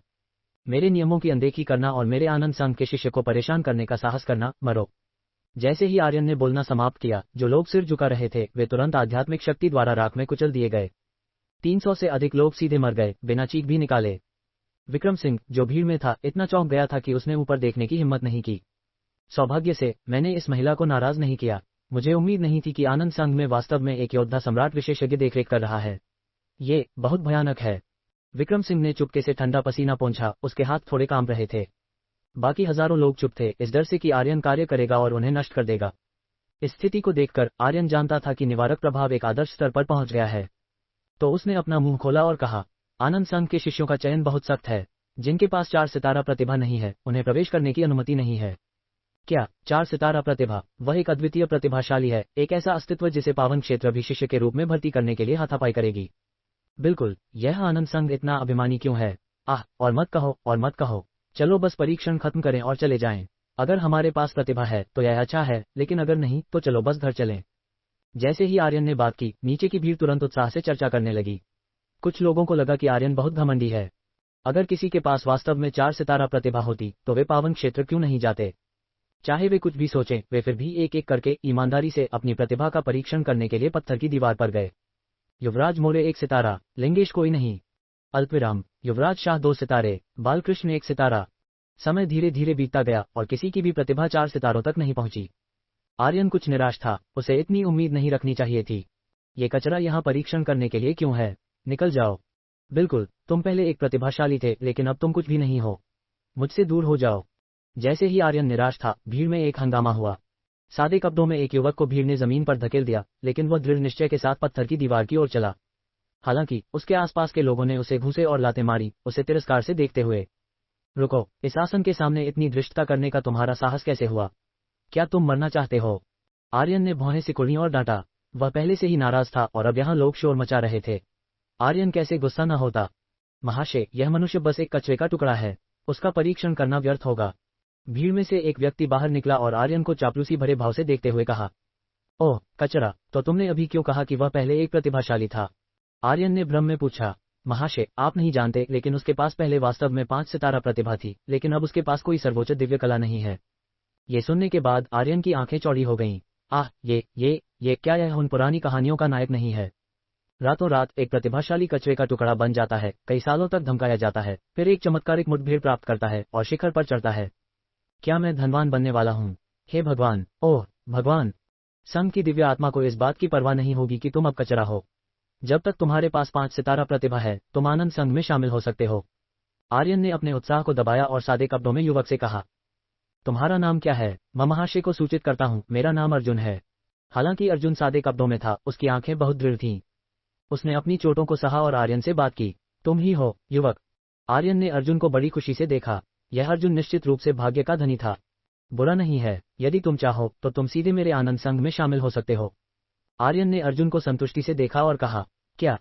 उसके बगल के लोग अर्जुन को भय से देखने लगे। उन्होंने अभी अभी अर्जुन को धमकाया था और अब आर्यन वास्तव में उसे सीधे आनंद संघ में स्वीकार करने जा रहा था। अर्जुन स्वाभाविक रूप से इच्छुक है, लेकिन अर्जुन ने अपनी प्रतिभा के बारे में सोचा और फिर से हिचकिचाने लगा। तुम जिस बात की चिंता कर रहे हो वह नहीं होगा। यदि तुम आनंद संघ में शामिल होने के इच्छुक हो तो अपनी वरिष्ठ शिष्या के बगल में खड़े हो जाओ। आर्यन ने अर्जुन के विचारों को समझ लिया और मुस्कुराते हुए उससे कहा, ये धन्यवाद संघ प्रमुख। अर्जुन ने सम्मानपूर्वक आर्यन को प्रणाम किया और एक कदम उठाने वाला था। फिर उसने देखा कि आर्यन ने उन सभी लोगों को मार डाला था जिन्होंने अभी अभी उसे धमकाया था। अर्जुन की आंखें लाल हो गईं। जब से उसकी प्रतिभा गायब हुई थी, सभी ने उसके साथ अवमानना और उपहास का व्यवहार किया था। उसके कुल के सदस्यों ने मूल रूप से उससे आशा रखी थी। जब मेघ स्वर पावन क्षेत्र ने पुष्टि की कि उसकी प्रतिभा वास्तव में गायब हो गई थी, तो सभी ने उससे दूरी बनाना शुरू कर दिया, यहाँ तक कि शारीरिक शोषण का भी सहारा लिया। यहाँ तक कि बाई परिवार की बाईशिया, जिससे उसकी सगाई हुई थी, ने व्यक्तिगत रूप से सगाई तोड़ने के लिए आकर उसे पूरी तरह से अपमानित कर दिया। उसे घृणा थी, लेकिन उसके पास कोई सर्वोच्च दिव्य कला नहीं थी और वह एक कचरे का टुकड़ा बन गया था। प्रतिरोध केवल और अधिक पिटाई का कारण बनता। अब आर्यन ने वास्तव में उसके लिए इतने लोगों को मार डाला। कारण जो भी हो, इस उपकार को चुकाना उसके लिए मुश्किल था। संघ प्रमुख, धन्यवाद। यदि अर्जुन वास्तव में अपनी प्रतिभा को पुनः प्राप्त कर सकता है तो वह निश्चित रूप से आनंद संघ को समृद्ध करेगा। अर्जुन ने आर्यन को कई बार सिर झुकाकर प्रणाम किया, एक गंभीर भाव से कहा और फिर रिया शर्मा की ओर चला गया। वरिष्ठ शिष्या। अर्जुन रिया शर्मा के बगल में गया और सम्मानपूर्वक कहा, औपचारिकता की आवश्यकता नहीं है, इसे उपचार के लिए ले लो। रिया शर्मा के चेहरे पर अभी भी वही ठंडा भाव था, लेकिन उसने अर्जुन को उपचार के लिए औषधीय गोलियों की एक बोतल फेंकी। धन्यवाद वरिष्ठ शिष्य। अर्जुन ने कृतज्ञतापूर्वक औषधीय गोली स्वीकार की और उसे धन्यवाद दिया। हम ये जानते हुए कि रिया शर्मा को बात करना प्रिय नहीं है, अर्जुन ने समझदारी से अपना मुंह बंद कर लिया, औषधीय गोली ली और उपचार शुरू कर दिया। हालांकि यह सबसे निम्न कोटि की औषधीय गोली थी, इसका अर्जुन पर बहुत अच्छा प्रभाव पड़ा। सुबह से दोपहर तक अर्जुन के अलावा, जिसे आर्यन ने सक्रिय रूप से खोजा था, किसी और के पास 4 सितारा प्रतिभा नहीं थी। आर्यन ने अपना सिर हिलाया, प्रतिबंध हटा दिए और उन्हें जाने दिया। जैसे ही आर्यन साधना करने के लिए वापस जाने वाला था, एक आवाज ने उसे पुकारा, महाशय, क्या मैं आपसे एक पल इंतजार करने के लिए कह सकता हूँ? आर्यन ने भ्रम में अपना सिर घुमाया और उस व्यक्ति को देखकर कहा, तुम कौन हो? खास, यह विनम्र व्यक्ति विक्रम सिंह है, मेघपुर का नगरपति। पहले आपके संघ के शिष्य का पीछा करने के लिए लोगों को भेजने का मामला केवल जिज्ञासा से बाहर था। कृपया मुझे दोष न दें महाशय, मुझे उम्मीद है कि आप ये छोटा सा उपहार स्वीकार करेंगे। विक्रम सिंह ने बोलना समाप्त किया, प्राण रत्नों का एक थैला निकाला और उसे आर्यन को सौंपते हुए कहा। अध्याय 8, योद्धा पूर्वज का प्राकट्य। आर्यन ने उत्सुकता से प्राण रत्नों का थैला लिया, अनुमान लगाया कि उनमें लगभग 50 होंगे। वास्तव में आर्यन को कोई अंदाजा नहीं था कि कोई रिया शर्मा का पीछा कर रहा था, क्योंकि उसने उसे इस बारे में नहीं बताया था। ये प्राण रत्न है, हे भगवान, अगर मेरे पास इतने प्राण रत्न होते तो यह मेरे लिए योद्धा गुरु बनने के लिए पर्याप्त होता। इसके बारे में सोचो भी मत, हमारी जैसी छोटी जगह में तुम अभी भी इतने सारे प्राण रत्न होने की उम्मीद करते हो। जो लोग अभी तक नहीं गए थे, वे आर्यन के हाथ में प्राण रत्नों को ईर्ष्या से देख रहे थे। प्राण रत्न योद्धाओं के बीच विनिमय की मुद्रा थे, सोने और चांदी प्राण रत्नों की कीमत से बहुत दूर थे। क्योंकि प्राण रत्न स्वाभाविक रूप से बनते थे, वे योद्धाओं को साधना करने में मदद कर सकते थे। अच्छे और घटिया भी थे। निम्न कोटि के प्राण रत्नों और मध्य कोटि के प्राण रत्नों के बीच का अंतर 1100 था। यही बात मध्य कोटि के प्राण रत्नों और उच्च कोटि के प्राण रत्नों के साथ साथ उच्च कोटि के प्राण रत्नों और शीर्ष कोटि के प्राण रत्नों पर भी लागू होती थी। आर्यन ने विक्रम सिंह पर एक नजर डाली, सिर हिलाया और फिर संघ में चला गया। विक्रम सिंह कुछ कहने वाला था जब आर्यन ने उसे दिव्य सोपान के नीचे भेज दिया। लगता है मैं अगली बार इस वरिष्ठ से फिर मिल सकता हूँ, विक्रम सिंह ने मन ही मन सोचा। उम्र की बात, आर्यन के युवा रूप को मत देखो, कौन जानता है कि वह कितने समय से जीवित है। एक योद्धा सम्राट विशेषज्ञ 500 साल तक जीवित रह सकता है। बधाई हो स्वामी, दूसरे शिष्य की सफलतापूर्वक भर्ती करने के लिए आपको शिखर योद्धा गुरु की सर्वोच्च दिव्य कला से पुरस्कृत किया जाता है। एक प्रतिभा वृद्धि कार्ड, एक मध्यम कोटि का दिव्य अस्त्र और रसायन शिखर का उद्घाटन। गजब, आर्यन ने मन ही मन सोचा और उसके शरीर पर प्राण शक्ति भी योद्धा गुरु तृतीय स्वर्ग से शिखर योद्धा गुरु तक उछल गई। रिया शर्मा, जो आर्यन के पीछे चल रही थी, ने एक ऐसा भाव प्रकट किया जिसने उसके संदेह की पुष्टि की। वह जानती थी कि आर्यन विनम्र होने का नाटक कर रहा है। कोई योद्धा गुरु तृतीय स्वर्ग से शिखर योद्धा गुरु तक कैसे कूद सकता है? इस पर वह केवल ये कहना चाहती थी, संघ प्रमुख वास्तव में खेलना जानता है। जहां तक अर्जुन की बात है, वह बिना एक शब्द कहे आर्यन का पीछा करता रहा। वह तभी रुका जब वे संघ के कक्ष में दाखिल हुए। अर्जुन, तुम्हारी प्रतिभा के बारे में मेरे पास अभी कोई समाधान नहीं है, लेकिन मैं तुम्हें पहले साधना करने दे सकता हूँ। आर्यन के शब्दों से अर्जुन का शरीर अनियंत्रित रूप से कांपने लगा। संघ प्रमुख, क्या आप गंभीर हैं? पिछले 2 सालों से अर्जुन ने कई साधना मार्गों की कोशिश की है, लेकिन उनमें से कोई भी प्राण ऊर्जा की एक बूंद भी इकट्ठा नहीं कर सका। वास्तव में तुम पहले साधना करो। आर्यन ने उसके माथे की ओर प्रकाश का एक गोला फेंका। अर्जुन के मन में आनंद पद्धति, आनंद मेघ विहार, आनंद मुष्टि और खड्ग नियंत्रण तकनीक की साधना विधियां प्रकट हुई। संघ प्रमुख, दिव्य कोटि। अर्जुन की आंखों में अविश्वास चमक उठा और उसने आर्यन को सदमे में देखा, हकलाते हुए बोला, शांति से साधना करो, जब से तुम मेरे संघ में शामिल हुए हो ज्यादा सोचने की आवश्यकता नहीं है। आर्यन बस वापस जाकर पुरस्कारों की जांच करना चाहता था और वैसे अपनी प्रतिभा में सुधार करना चाहता था। जी संघ प्रमुख। अर्जुन की आंखों में एक चमक कौंधी, फिर गायब हो गई। किसी को नहीं पता था कि मूल अर्जुन 2 साल पहले ही मर चुका था और वह अब एक योद्धा सम्राट की आत्मा था। वह अपनी पिछली साधना मार्ग की साधना करना चाहता था, लेकिन इस शरीर की नाड़ियां टूटी हुई थीं, जिससे उसके लिए जीवन भर साधना करना असंभव हो गया था। वह कई प्राण गोलियों को जानता था जो नाड़ियों को बहाल कर सकती थी, लेकिन वह बस एक साधारण मनुष्य था। जानने का क्या फायदा था? आनंद संघ में आने की बात करें तो वह एक आशावादी मानसिकता के साथ आया था। अर्जुन, वह पुरुष शिष्य मंडप है, बस एक चुन लो और बस जाओ।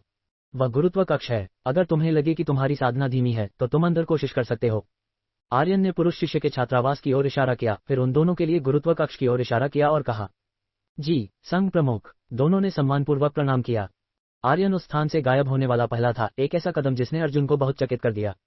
योद्धा ऋषि। अर्जुन अभी भी अपनी सर्वोच्च दिव्य कला को पुनर्प्राप्त करने के बारे में सोच रहा था ताकि वह आर्यन की मदद कर सके, लेकिन उसे उम्मीद नहीं थी कि उसके पास वास्तव में योद्धा ऋषि की सर्वोच्च दिव्य कला होगी। ऐसा लगता था कि वह थोड़े समय में आर्यन की मदद नहीं कर पाएगा। रिया शर्मा ने अर्जुन को सिर हिलाया और अपने शिष्य मंडप में लौटाए, हमेशा की तरह अलग थलग। अर्जुन ने दृढ़ता से उस दिशा में देखा जहां आर्यन गया था, फिर मुड़ा और पुरुष शिष्य मंडप की ओर चला गया। जैसे ही आर्यन संघ प्रमुख मंडप में लौटा, उसने उत्सुकता से दिव्य आत्मा से पूछा, दिव्य आत्मा, जल्दी जल्दी प्रतिभा वृद्धि कार्ड। वह कुछ नहीं कर सकता था, उसकी एक सितारा साधना प्रतिभा कछुए की तरह धीमी थी और उसे उम्मीद थी कि 2 सितारे बेहतर होंगे। वूश, दिव्य आत्मा अंतरिक्ष में प्रतिभा वृद्धि कार्ड गायब हो गया और आर्यन की प्रतिभा 2 सितारों के रूप में प्रदर्शित हुई। उसने महसूस किया कि प्राण ऊर्जा के अवशोषण की गति मूल से दोगुनी थी। कोई आश्चर्य नहीं कि हर कोई प्रतिभा और प्रतिभा को इतना महत्व देता था। एक ही साधना समय के साथ दूसरे बस आपसे तेज थे। आप क्या कर सकते थे? दिव्य आत्मा, वह मध्यम कोटि का दिव्य अस्त्र क्या है? और रसायन शिखर। मध्यम कोटि के दिव्य अस्त्र एक योद्धा की आक्रमण शक्ति को बढ़ा सकते हैं। एक दिव्य अस्त्र होने और न होने में बहुत बड़ा अंतर है। जहां तक रसायन शिखर की बात है, यह आनंद संघ के लिए औषधीय गोलियों को परिष्कृत करने के लिए समर्पित एक विशेष मुख्य शिखर है। तुम जो कह रही हो वह कुछ न कहने जैसा है। मैं रसायन शिखर के नाम से ही जानता हूं कि यह रसायन विद्या के लिए है। आर्यन ने झुंझलाहट में कहा, क्या यह उसे चिढ़ाना नहीं है? रसायन शिखर, अगर तुम रसायन विद्या नहीं करते तो क्या तुम अस्त्र परिष्कृत करते हो? संघ प्रमुख शिखर को छोड़कर अन्य मुख्य शिखरों के शिष्यों के लिए इतनी सख्ती नहीं है, उन्हें केवल रसायन प्रतिभा की आवश्यकता है। दिव्य आत्मा ने आर्यन के लहजे को नजरअंदाज करते हुए कहा, इतना अच्छा, तो इसका मतलब है पूरे आनंद संघ में केवल मेरा संघ प्रमुख शिखर इतना बुरा है? आर्यन का मुंह थोड़ा टेढ़ा हो गया। संघ प्रमुख शिखर के शिष्यों के लिए आवश्यकताएं इतनी सख्त क्यों थीं? अरे रुको, लगता है मैं वरिष्ठों की भर्ती कर सकता हूं। और वह रसायनज्ञ। आर्यन जितना सोचता गया उतना ही खुश होता गया। सबसे आवश्यक काम अभी भी एक रसोइये की भर्ती करना है। मैं लगभग भूख से मर रहा हूं। पिछले 2 दिनों से आर्यन और रिया शर्मा संघ में बचे एकमात्र भोजन पर जी रहे थे। न केवल ये बेस्वाद था बल्कि यह लगभग खत्म भी हो गया था। तभी दिव्य आत्मा ने आर्यन को याद दिलाया, स्वामी, बाहर 3 योद्धा पूर्वज विशेषज्ञ लड़ रहे हैं। हम योद्धा पूर्वज विशेषज्ञ, वे इस छोटी सी जगह में क्या कर रहे हैं? आर्यन ने भ्रम में कहा, फिर उस स्थान से गायब हो गया और संघ के प्रवेश द्वार पर फिर से प्रकट हुआ। जैसे ही वह प्रवेश द्वार पर पहुंचा, उसकी नजर 3 आधे मानव आधे पशु पुरुषों पर पड़ी, जो एक पुरुष और एक महिला पर हताश होकर हमला कर रहे थे। पुरुष अधेड़ उम्र का लग रहा था और महिला केवल 15 साल की थी। वे पिता और बेटी लग रहे थे। दिव्य सोपान के कारण इन दोनों के पास कोई वापसी का रास्ता नहीं था। माया, मुझे माफ कर दो, इस बार पिता अब तुम्हारी रक्षा नहीं कर सकते। नहीं पिताजी, ऐसा मत कहो। माया तुम्हारे साथ मरेगी। माया अब नहीं चाहती कि पिताजी उसकी रक्षा करें। हु। माया नाम की लड़की ने आंसू भरे चेहरे से कहा, संघर्ष करना बंद करो, दिव्य गोलियां और सर्व आत्मा कला सौंप दो। बाघ सिर वाले मायावी प्राणी ने ठंडे स्वर में डांटा, तुम्हारा साहस कैसे हुआ? तुमने मेरे पूरे कुल का नरसंहार किया। मैं मरने से पहले तुम्हें यह नहीं दूंगा। माया के पिता ने बाघ सिर वाले मायावी प्राणी को गुस्से से घूरा। दिव्य गोलियां, सर्व आत्मा कला, आर्यन ने भ्रम में कहा। दिव्य गोलियां शायद योद्धा पूर्वज के लिए योद्धा ऋषि बनने के लिए एक औषधीय गोली हो सकती हैं, लेकिन ये सर्व आत्मा कला क्या थी? कोई बात नहीं, वे पहले से ही मेरे संघ के प्रवेश द्वार पर हैं। अगर मैं थोड़ा दिखावा नहीं करता तो मुझे असहज महसूस होगा। ये तुम्हारे बस की बात नहीं। तुम पशुओं, तुम्हें मेरे आनंद संघ के क्षेत्र में इतनी धृष्टता करने का साहस कहां से मिला? आर्यन की उपस्थिति ने सीधे बाघ सिर वाले मायावी प्राणी के शब्दों को बाधित कर दिया। वह डांटने वाला था, एक मामूली इंसान उसके मामलों में दखल देने का साहस कैसे कर सकता है? लेकिन अगले ही पल उन तीनों ने भय से देखा कि आर्यन तुरंत हवा में चला गया। ये तत्काल गति थी जिसे केवल एक योद्धा ऋषि ही नियंत्रित कर सकता था। हालांकि वे नहीं जानते थे कि आर्यन ने इतनी छोटी दूरी क्यों तय की। इसने उनके डर को बिल्कुल भी प्रभावित नहीं किया। अध्याय 9, राक्षस रसोया। ये वरिष्ठ, हम अनजाने में आपके संघ में घुस आए, कृपया हमारी जान बख्श दें। बाघ सिर वाले मायावी प्राणी ने कांपते हुए कहा, जाने से पहले कुछ छोड़कर जाओ। आर्यन की आवाज बाघ सिर वाले मायावी प्राणी के कानों में पहुंची और वह अनैच्छिक रूप से कांप गया, लेकिन अपनी जान की तुलना में कुछ छोड़कर जाना कुछ भी नहीं था। उसने तुरंत अपनी स्थानिक अंगूठी आर्यन की ओर फेंक दी और अन्य 2 योद्धा पूर्वज मायावी प्राणियों ने भी ऐसा ही किया। माया और उसके पिता कुछ हद तक स्तब्ध थे, वे ऐसे ही बच गए। हालांकि मनुष्य और मायावी प्राणी प्राकृतिक दुश्मन थे, इसलिए माया के पिता ने धन्यवाद देने के बाद भी जाने की योजना बनाई, क्योंकि यह आखिर मानव क्षेत्र था। आर्यन ने चुपचाप 3 स्थानिक अंगूठियां स्वीकार की और उन पर चिल्लाया, भागो, अगर फिर से धृष्टता करने का साहस किया तो मैं तुम्हें निश्चित रूप से नहीं बख्शूंगा। जी, हम अभी जा रहे हैं। आर्यन के शब्द सुनकर वे तुरंत दूर उड़ गए। ये बहुत भयानक था, वे अपने मिशन में असफल रहे और लगभग अपनी जान गंवा बैठे। उन्हें नहीं पता था कि जब वे लौटेंगे तो उन्हें किस तरह की सजा का इंतजार होगा। बहुत बहुत धन्यवाद वरिष्ठ, हमारी जान बचाने के लिए। कृपया इस दिव्य रूपांतरण औषधीय गोली को हमारी कृतज्ञता के प्रतीक के रूप में स्वीकार करें। माया के पिता ने उसे खींचा और आर्यन को धन्यवाद देने के लिए दिव्य सोपान के बाहर घुटने टेक दिए, साथ ही एक सुनहरी औषधीय गोली निकालकर आर्यन की ओर उड़ा दी। मैंने तुम्हें सर्व आत्मा कला के बारे में बात करते सुना, वह क्या है? माया और उसके पिता अनैच्छिक रूप से कांप गए। क्या वे अभी बाघ की मान से बचकर भेड़िए की मान में आ गए थे? मैं बस उत्सुक हूं। अगर तुम्हारे पास जाने के लिए कोई जगह नहीं है तो मेरे आनंद संघ में रहो, तुम दोनों चंद्रमृग कुल के सदस्य। जैसे ही आर्यन ने बात की, माया और उसके पिता ने अपनी आंखें चौड़ी कर ली, उसे देखते हुए। तुम हमारे असली रूप देख सकते हो। मेरे पास एक धोखा है। आर्यन ने चुपके से सोचा, फिर सिर हिलाया। सही कहा, मैं तुम्हारे असली रूप देख सकता हूँ। मेरा आनंद संघ अभी अभी उभरा है और मेरे पास केवल 2 शिष्य हैं। अगर तुम्हारे पास जाने के लिए कोई जगह नहीं है तो यहीं रहो। हालांकि तुम्हारा चंद्रमृग कुल हमेशा स्वादिष्ट भोजन का शौकीन रहा है। अब से दिव्य भोजन तुम्हें सौंपा जाएगा। ये माया, तुम क्या सोचती हो? माया के पिता ने उसे खींचा और फुसफुसाया। पिताजी, क्या हमारे पास कोई और विकल्प है? और मुझे नहीं लगता कि यह वरिष्ठ एक बुरा व्यक्ति है। क्यों न हम अभी के लिए यहीं रहें? माया ने आर्यन को देखते हुए कुछ शर्माते हुए कहा। माया के पिता एक अनुभवी मनुष्य थे, वो उसके विचारों को कैसे नहीं जान सकते थे। उन्होंने भौहें सिकोड़ी, सोचते हुए। माया की नजर आर्यन पर पड़ी, जिससे वो थोड़ा हैरान हो गया। क्या बात है, क्या वे मुझे नीचे गिराने की साजिश रच रहे हैं? वरिष्ठ, हम पिता और पुत्री आपकी बात से सहमत हैं। ये कनिष्ठ, महेंद्र और माया। प्रणाम संघ प्रमुख। जैसे ही आर्यन विचारों में खोया हुआ था, महेंद्र और माया ने सम्मानपूर्वक आर्यन को पुकारा। बहुत अच्छा। आर्यन ने जल्दी से दिव्य सोपान के प्रतिबंध हटा दिए, अपने हाथ उनके कंधों पर रखे और तुरंत उस स्थान से गायब हो गए। जब वे फिर से प्रकट हुए तो वे पहले से ही संघ कक्ष में थे। बधाई हो स्वामी, आनंद संघ में 2 मायावी प्राणियों की सफलतापूर्वक भर्ती करने के लिए दैत्य संग्रह मंडप अब खुला है। दैत्य संग्रह मंडप, वह क्या है? आर्यन ने थोड़ा भ्रमित होकर पूछा। दैत्य संग्रह मंडप मायावी प्राणियों का निवास स्थान है। महेंद्र और माया के बसने के बाद यह उनकी साधना की गति बढ़ाने और उनकी राक्षसी प्रकृति को कम करने में मदद करेगा। दिव्य आत्मा के उत्तर ने आखिरकार आर्यन को थोड़ा समझने में मदद की। संघ प्रमुख, तुम दोनों अब से दैत्य संग्रह मंडप में रहोगे। यह वहां है और ये तुम्हारी साधना की गति बढ़ा सकता है। आर्यन ने महेंद्र को बीच में रोका और बगल की ओर इशारा किया। ये बहुत बहुत धन्यवाद संघ प्रमुख। महेंद्र ने पहले ही देखा था कि आनंद संघ के अंदर प्राण ऊर्जा काफी प्रचुर मात्रा में थी, लेकिन उसने कभी उम्मीद नहीं की थी कि मायावी प्राणियों के लिए एक विशेष स्थान होगा। वो सर्वात्मा कला वास्तव में क्या है? आर्यन ने महेंद्र को देखा, जो एक हैरान भाव दिखा रहा था। महेंद्र रुका, फिर अपने दांत भींचे और कहा, संघ प्रमुख, सच कहूं तो सर्वात्मा कला महान सम्राट सर्वात्मा की साधना मार्ग है। यह मायावी प्राणी साधकों के लिए सबसे अच्छा विकल्प है। 10,000 साल पहले योद्धा सम्राट बनने के लिए महान सम्राट सर्वात्मा ने सभी मायावी प्राणी साधना मार्गों का अध्ययन और संग्रह किया। उन्होंने अंततः सर्वात्मा कला का निर्माण किया और इसे देवभूमि महाद्वीप के एक कोने में छोड़ दिया। यदि कोई मायावी प्राणी साधक इसे पाता है तो योद्धा सम्राट बनना उसकी पहुंच में होगा। समझ गया, तुम दोनों को उस सर्वात्मा कला की अच्छी तरह से साधना करनी चाहिए। आर्यन ने सिर हिलाया और कहा। महेंद्र की उपस्थिति ने आनंद संघ के शिष्यों की सुरक्षा को बहुत सुनिश्चित किया। आखिर चाहे वह कितना भी शक्तिशाली हो, वह केवल आनंद संघ के अंदर ही दिखावा कर सकता था, बाहर जाते ही वह थक जाता। लेकिन महेंद्र के पास एक योद्धा पूर्वज की सर्वोच्च दिव्य कला थी, जो वास्तविक और ठोस थी। संघ प्रमुख, क्या आप जरा भी लालायित नहीं हैं? अगर आप इसे मायावी प्राणी राजाओं के साथ लेन देन करते तो वे निश्चित रूप से आपके ऋणी होते। एक बार जब वे योद्धा सम्राट बन जाएंगे तो आनंद संघ। क्या तुम्हें लगता है कि मुझे इसकी आवश्यकता है? आर्यन ने महेंद्र को बीच में रोका और कहा। उसका तेज, जो अंदर बाहर हो रहा था, एक योद्धा संत विशेषज्ञ से भी अधिक दबाव वाला था। ये क्या संघ प्रमुख पहले ही योद्धा सम्राट बन चुके हैं? महेंद्र ने आर्यन को नजरअंदाज कर दिया, जो योद्धा गुरु सर्वोच्च दिव्य कला के शिखर पर था, और कहा। उसकी राय में आर्यन जरूर ऊब गया होगा और बस दूसरों के लिए एक दिखावा कर रहा था। नहीं, लेकिन चाहे कोई योद्धा सम्राट विशेषज्ञ ही क्यों न आ जाए, वह मेरा प्रतिद्वंद्वी नहीं होगा। आनंद संघ में मैं अजेय हूं। आर्यन ने अपना हाथ हिलाया और कहा, ठीक है, तुम दोनों पहले बस जाओ। कल से दिव्य भोजन और व्यंजन तुम्हें सौंपे जाएंगे। महेंद्र अभी भी कुछ कहना चाहता था, लेकिन आर्यन ने उसे सीधे भेज दिया। आर्यन ने स्थानिक टेलीपोर्टेशन का उपयोग करके अपने मंडप में वापसी की, खुशी खुशी अपनी युद्ध की लूट की जांच करते हुए। 3 योद्धा पूर्वज मायावी प्राणियों के पास बहुत सारा संग्रहित सामान होना चाहिए, है ना? आर्यन ने उन्हें खोला और तुरंत हक्का बक्का रह गया। अंडव्य, मायावी प्राणी की खाल से बने कपड़े और बाकी प्राण रत्न थे। आर्यन ने एक काले चेहरे के साथ इन चीजों को फेंक दिया। प्राण रत्न काफी थे। निम्न कोटि के प्राण रत्नों की कुल संख्या लगभग 3 मिलियन थी।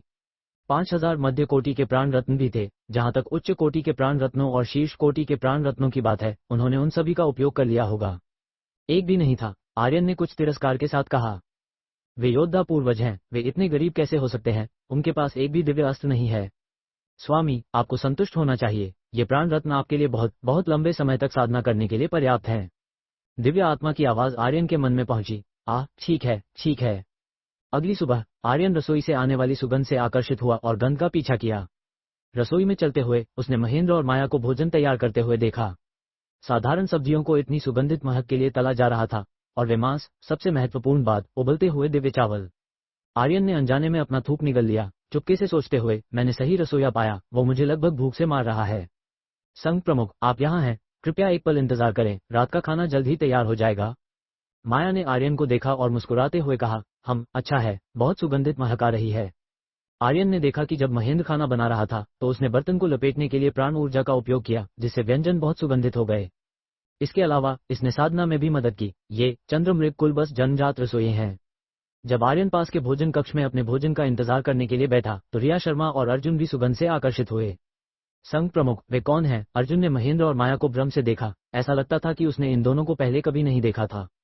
अध्याय 10 काउंटी शहर का खड्ग विद्या का प्रतिभाशाली। अब से ये पिता और पुत्री हमारे आनंद संघ के विशेष दिव्य रसोई होंगे। यह महेंद्र है और यह माया है।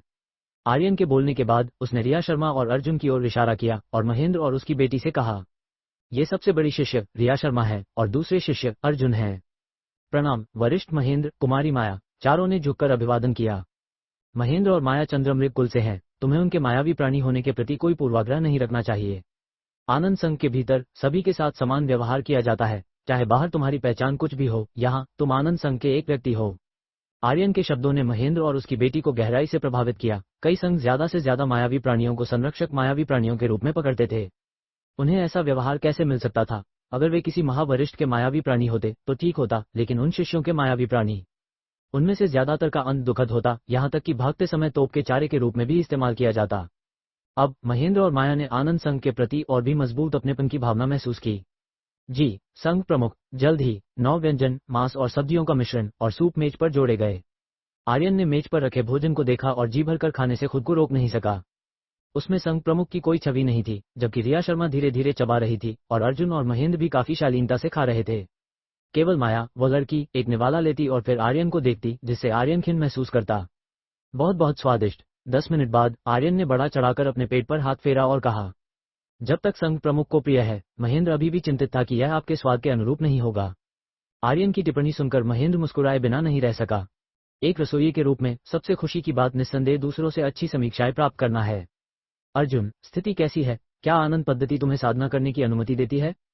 आर्यन ने सिर हिलाया और फिर अर्जुन से पूछा। संघ प्रमुख, हाँ, ये कर सकती है। अब अर्जुन पहले से ही योद्धा स्वामी द्वितीय स्वर्ग पर है। ये सब आपकी वजह से है, संघ प्रमुख।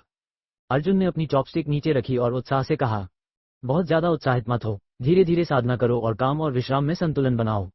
आर्यन ने उत्साहित अर्जुन को देखा और मुस्कुराते हुए कहा, जी संघ प्रमुख। अर्जुन ने अपने उत्साह को दबाया और खाना जारी रखा। रिया, तुम्हारा क्या हाल है? आर्यन ने फिर रिया शर्मा को देखा और पूछा। संघ प्रमुख, रिया अभी तक आगे नहीं बढ़ी है। मैंने आपको निराश किया है, लेकिन मुझे इन 2 दिनों में योद्धा स्वामी 6ठे स्वर्ग तक पहुंच जाना चाहिए। रिया शर्मा ने अपना सिर झुकाकर कहा। उसे डर था कि आर्यन उससे निराश हो जाएगा और उसे थोड़ा आत्मविश्वासहीन महसूस हुआ। कोई बात नहीं, तुम दोनों मन की शांति से साधना कर सकते हो। महेंद्र एक योद्धा स्वामी है। जब तुम्हारे पास कुछ करने को न हो तो तुम उससे मार्गदर्शन मांग सकते हो। संघ प्रमुख मजाक कर रहे हैं। आर्यन के शब्दों ने महेंद्र को चापलूसी महसूस कराई। वह भी साधना करना चाहता था। क्या वो ऐसी उबाऊ चीजों की व्यवस्था करने से बच नहीं सकता था? ये सुनकर रिया शर्मा और अर्जुन चौंक गए। कितना समय हो गया था? संघ प्रमुख पहले ही एक योद्धा स्वामी विशेषज्ञ को ले आए थे। गजब, तुम लोग अपना समय स्वतंत्र रूप से व्यवस्थित कर सकते हो। अगर कुछ होता है तो बस मुझे संघ प्रमुख मंडप पर बुला लेना। आर्यन का दिल खुजला रहा था। वह जल्दी से योद्धा स्वामी बनना चाहता था, अन्यथा उसके शिष्य जल्द ही उससे आगे निकल जाएंगे। उसमें क्या मजा होगा? जी संघ प्रमुख। चारों ने सम्मानपूर्वक आर्यन को जाते हुए देखा। मेघपुर, कृष्ण व्याघ्र द्वार, प्रचंड खड्गगुट और वज्रमुष्टि संघ सभी को एक ही दिन एक तलवारधारी युवक ने अपमानित किया। उसका लहजा बेहद अभिमानी था, जैसा कि एक छोटे शहर से उम्मीद थी। वे एक भी चाल नहीं ले सकते। हमारा मेघपुर छोटा हो सकता है, लेकिन क्या तुम आनंद संघ को चुनौती देने का साहस करते हो? उनके संघ प्रमुख एक योद्धा स्वामी विशेषज्ञ है। वज्रमुष्टि संघ के नेता ने उसे गुस्से से देखा और कहा। वो संकट को टालने की तैयारी कर रहा था, उसे आनंद संघ में जाने के लिए धोखा दे रहा था, अन्यथा वो मेघपुर में अपना चेहरा कहाँ रखता? एक योद्धा स्वामी विशेषज्ञ, उसके शिष्य बहुत शक्तिशाली होने चाहिए, है ना? तलवारधारी युवक ने खुद से बड़बड़ाया, फिर पूछा, आनंद संघ कहाँ है? ये शहर से लगभग 20 ली बाहर है। वज्रमुष्टि संघ के नेता ने एक तरफ इशारा किया और कहा। तलवारधारी युवक ने सिर हिलाया, वज्रमुष्टि संघ छोड़ा और उसके द्वारा उल्लिखित स्थान की ओर भागा। कुछ दसियों मिनट बाद ये तलवारधारी युवक आनंद संघ के बाहर पहुंचा, लेकिन चाहे उसने कुछ भी किया, वो बस दिव्य सोपान के पहले स्तर पर कदम नहीं रख सका। उसके आश्चर्य के अलावा कुछ जिज्ञासा भी थी। जब वह नक्षत्र साम्राज्य के भीतर 29वीं कोटि की ताकतों में गया, तब भी उसे किसी भी संरचना द्वारा अवरुद्ध नहीं किया गया था। अब उसे एक अज्ञात आनंद संघ द्वारा अवरुद्ध कर दिया गया था, जो अंदर एक भी कदम उठाने में असमर्थ था। तुम कौन हो? जैसे ही वो चुप था, एक कोमल चीख निकली। कितनी सुंदर! तलवारधारी युवक एक पल के लिए स्तब्ध रह गया, फिर हाथ जोड़कर कहा। इस युवती, मैं सप्तर्षि नगर से आया हूँ। मैंने वज्रमुष्टि संघ से सुना है कि आपके संघ में कई विशेषज्ञ हैं, इसलिए मैं चुनौती देने आया हूँ। मैं व्यस्त हूँ, तुम वापस जा सकते हो। ये रिया शर्मा थी जिसने बात की। लंबे समय तक साधना करने के बाद वह ताज़ी हवा लेने के लिए बाहर आई और एक मूर्ख को वहां दिव्य सोपान के साथ गतिरोध में खड़ा देखा। यह क्या तुम्हारा संघ डर गया है? क्या तुम्हारा संघ प्रमुख काया है? वो एक चुनौती स्वीकार करने का भी साहस नहीं करता? रिया शर्मा के मना करने पर तलवारधारी युवक का भाव चिंतित हो गया और उसने एक उकसावे की रणनीति का इस्तेमाल किया। ये सुनकर रिया शर्मा का सुंदर चेहरा गुस्से से भर गया। उसने उसे कठोरता से डांटा। मुझे परवाह नहीं है कि तुम कहां से आते हो, और मुझे परवाह नहीं है कि यहां आने का तुम्हारा इरादा क्या है, लेकिन तुम्हें संघ प्रमुख का अपमान करने के लिए माफी मांगनी होगी। चाहते हो कि मैं माफी मांगूं, तो पहले मुझसे लड़ो। तलवारधारी युवक ने अपनी उंगली घुमाई और कहा, तो जैसी तुम्हारी इच्छा, हिमहस्त। रिया शर्मा ने उस पर एक हथेली मारी। हिमगुण वाली प्राण ऊर्जा हथेली के निशान में भर गई, तलवारधारी युवक पर हमला करते हुए। वो केवल तब हिला जब हथेली का निशान पास आने वाला था। उसने जल्दी से अपनी तलवार निकाली और वार किया। रिया शर्मा की हिमहस्त तुरंत दो हिस्सों में बढ़ गई और उसके चारों ओर बिखर गई। तुम में कुछ कौशल है, लेकिन तुम्हें आज माफी मांगनी होगी। रिया शर्मा सीधे ऊपर से दौड़ी और उससे भिड़ गई। तलवार की ऊर्जा और रिया शर्मा की हिमगुण वाली प्राण ऊर्जा समय समय पर टकराती रही। युवती, तुम मेरी प्रतिद्वंद्वी नहीं हो, अपने संघ के सबसे मजबूत शिष्य को बाहर आने दो। तलवारधारी युवक ने धीरे धीरे कहा। रिया शर्मा की ताकत उसके लिए उल्लेख के लायक नहीं थी। ये भी इसलिए था क्योंकि वह सुंदर थी कि उसने कई बार दया दिखाई थी। वास्तव में वह आनंद संघ में योद्धा स्वामी विशेषज्ञ के बारे में भी चिंतित था। वज्रमुष्टि संघ के नेता ने कहा कि इस स्थान की रक्षा एक योद्धा स्वामी विशेषज्ञ कर रहा है। स्वाभाविक रूप से उसने लापरवाही से काम करने का साहस नहीं किया। माफी मांगो, रिया शर्मा ने हठपूर्वक उसे देखकर कहा। आर्यन का उस पर एक अकथनीय महान उपकार था।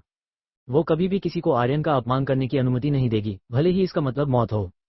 तुम्हें इस बात की इतनी परवाह क्यों है? कहीं ऐसा तो नहीं कि तुम अपने संघ प्रमुख को प्रिय रखती हो? तलवारधारी युवक थोड़ा हक्का बक्का रह गया। यह महिला अंतहीन क्यों थी? बस एक मजबूत व्यक्ति को बाहर आने के लिए ढूंढो, बस इतना ही। मैं बस एक चुनौती के लिए यहाँ हूँ, मेरे कोई और इरादे नहीं हैं। ये सुनकर रिया शर्मा का सुंदर चेहरा थोड़ा लाल हो गया, फिर यह जल्दी से गायब हो गया क्योंकि उसने कहना जारी रखा। माफी मांगो। ठीक है, मैं माफी मांगता हूँ। मुझे खेद है, मुझे यह नहीं कहना चाहिए था कि तुम्हारा संघ प्रमुख काया है। लेकिन क्या तुम अपने संघ के सबसे मजबूत शिष्य को बाहर आने के लिए ढूंढ सकती हो? बस कहो कि मैं, शिववंश, उसे एक लड़ाई के लिए आमंत्रित करता हूँ। शिववंश ने रिया शर्मा के हठीले भाव को देखा और लाचारी से कहा। शिववंश को माफी मांगते देखकर रिया शर्मा आखिरकार रुक गई, भौहें सिकोड़ी और कहा, तुम्हें किसी और ने इस्तेमाल किया है। मेरा आनंद संघ केवल 10 दिनों से भी कम समय से स्थापित है और केवल 2 शिष्य हैं। मैं सबसे मजबूत हूँ, तुम वापस जा सकते हो। और हाँ दोस्तों, अगर आप ऑडियो नेस्ट पर नए हैं तो लाइक करें, सब्सक्राइब करना ना भूलें और हर नई कहानी की अपडेट सबसे पहले पाएं। हमारा टेलीग्राम ग्रुप लिंक डिस्क्रिप्शन में है, जरूर ज्वाइन करें, क्योंकि आपका साथ ही हमारी असली ताकत है। धन्यवाद। ऑडियो नेस्ट, जहां हर आवाज बनती है कहानी।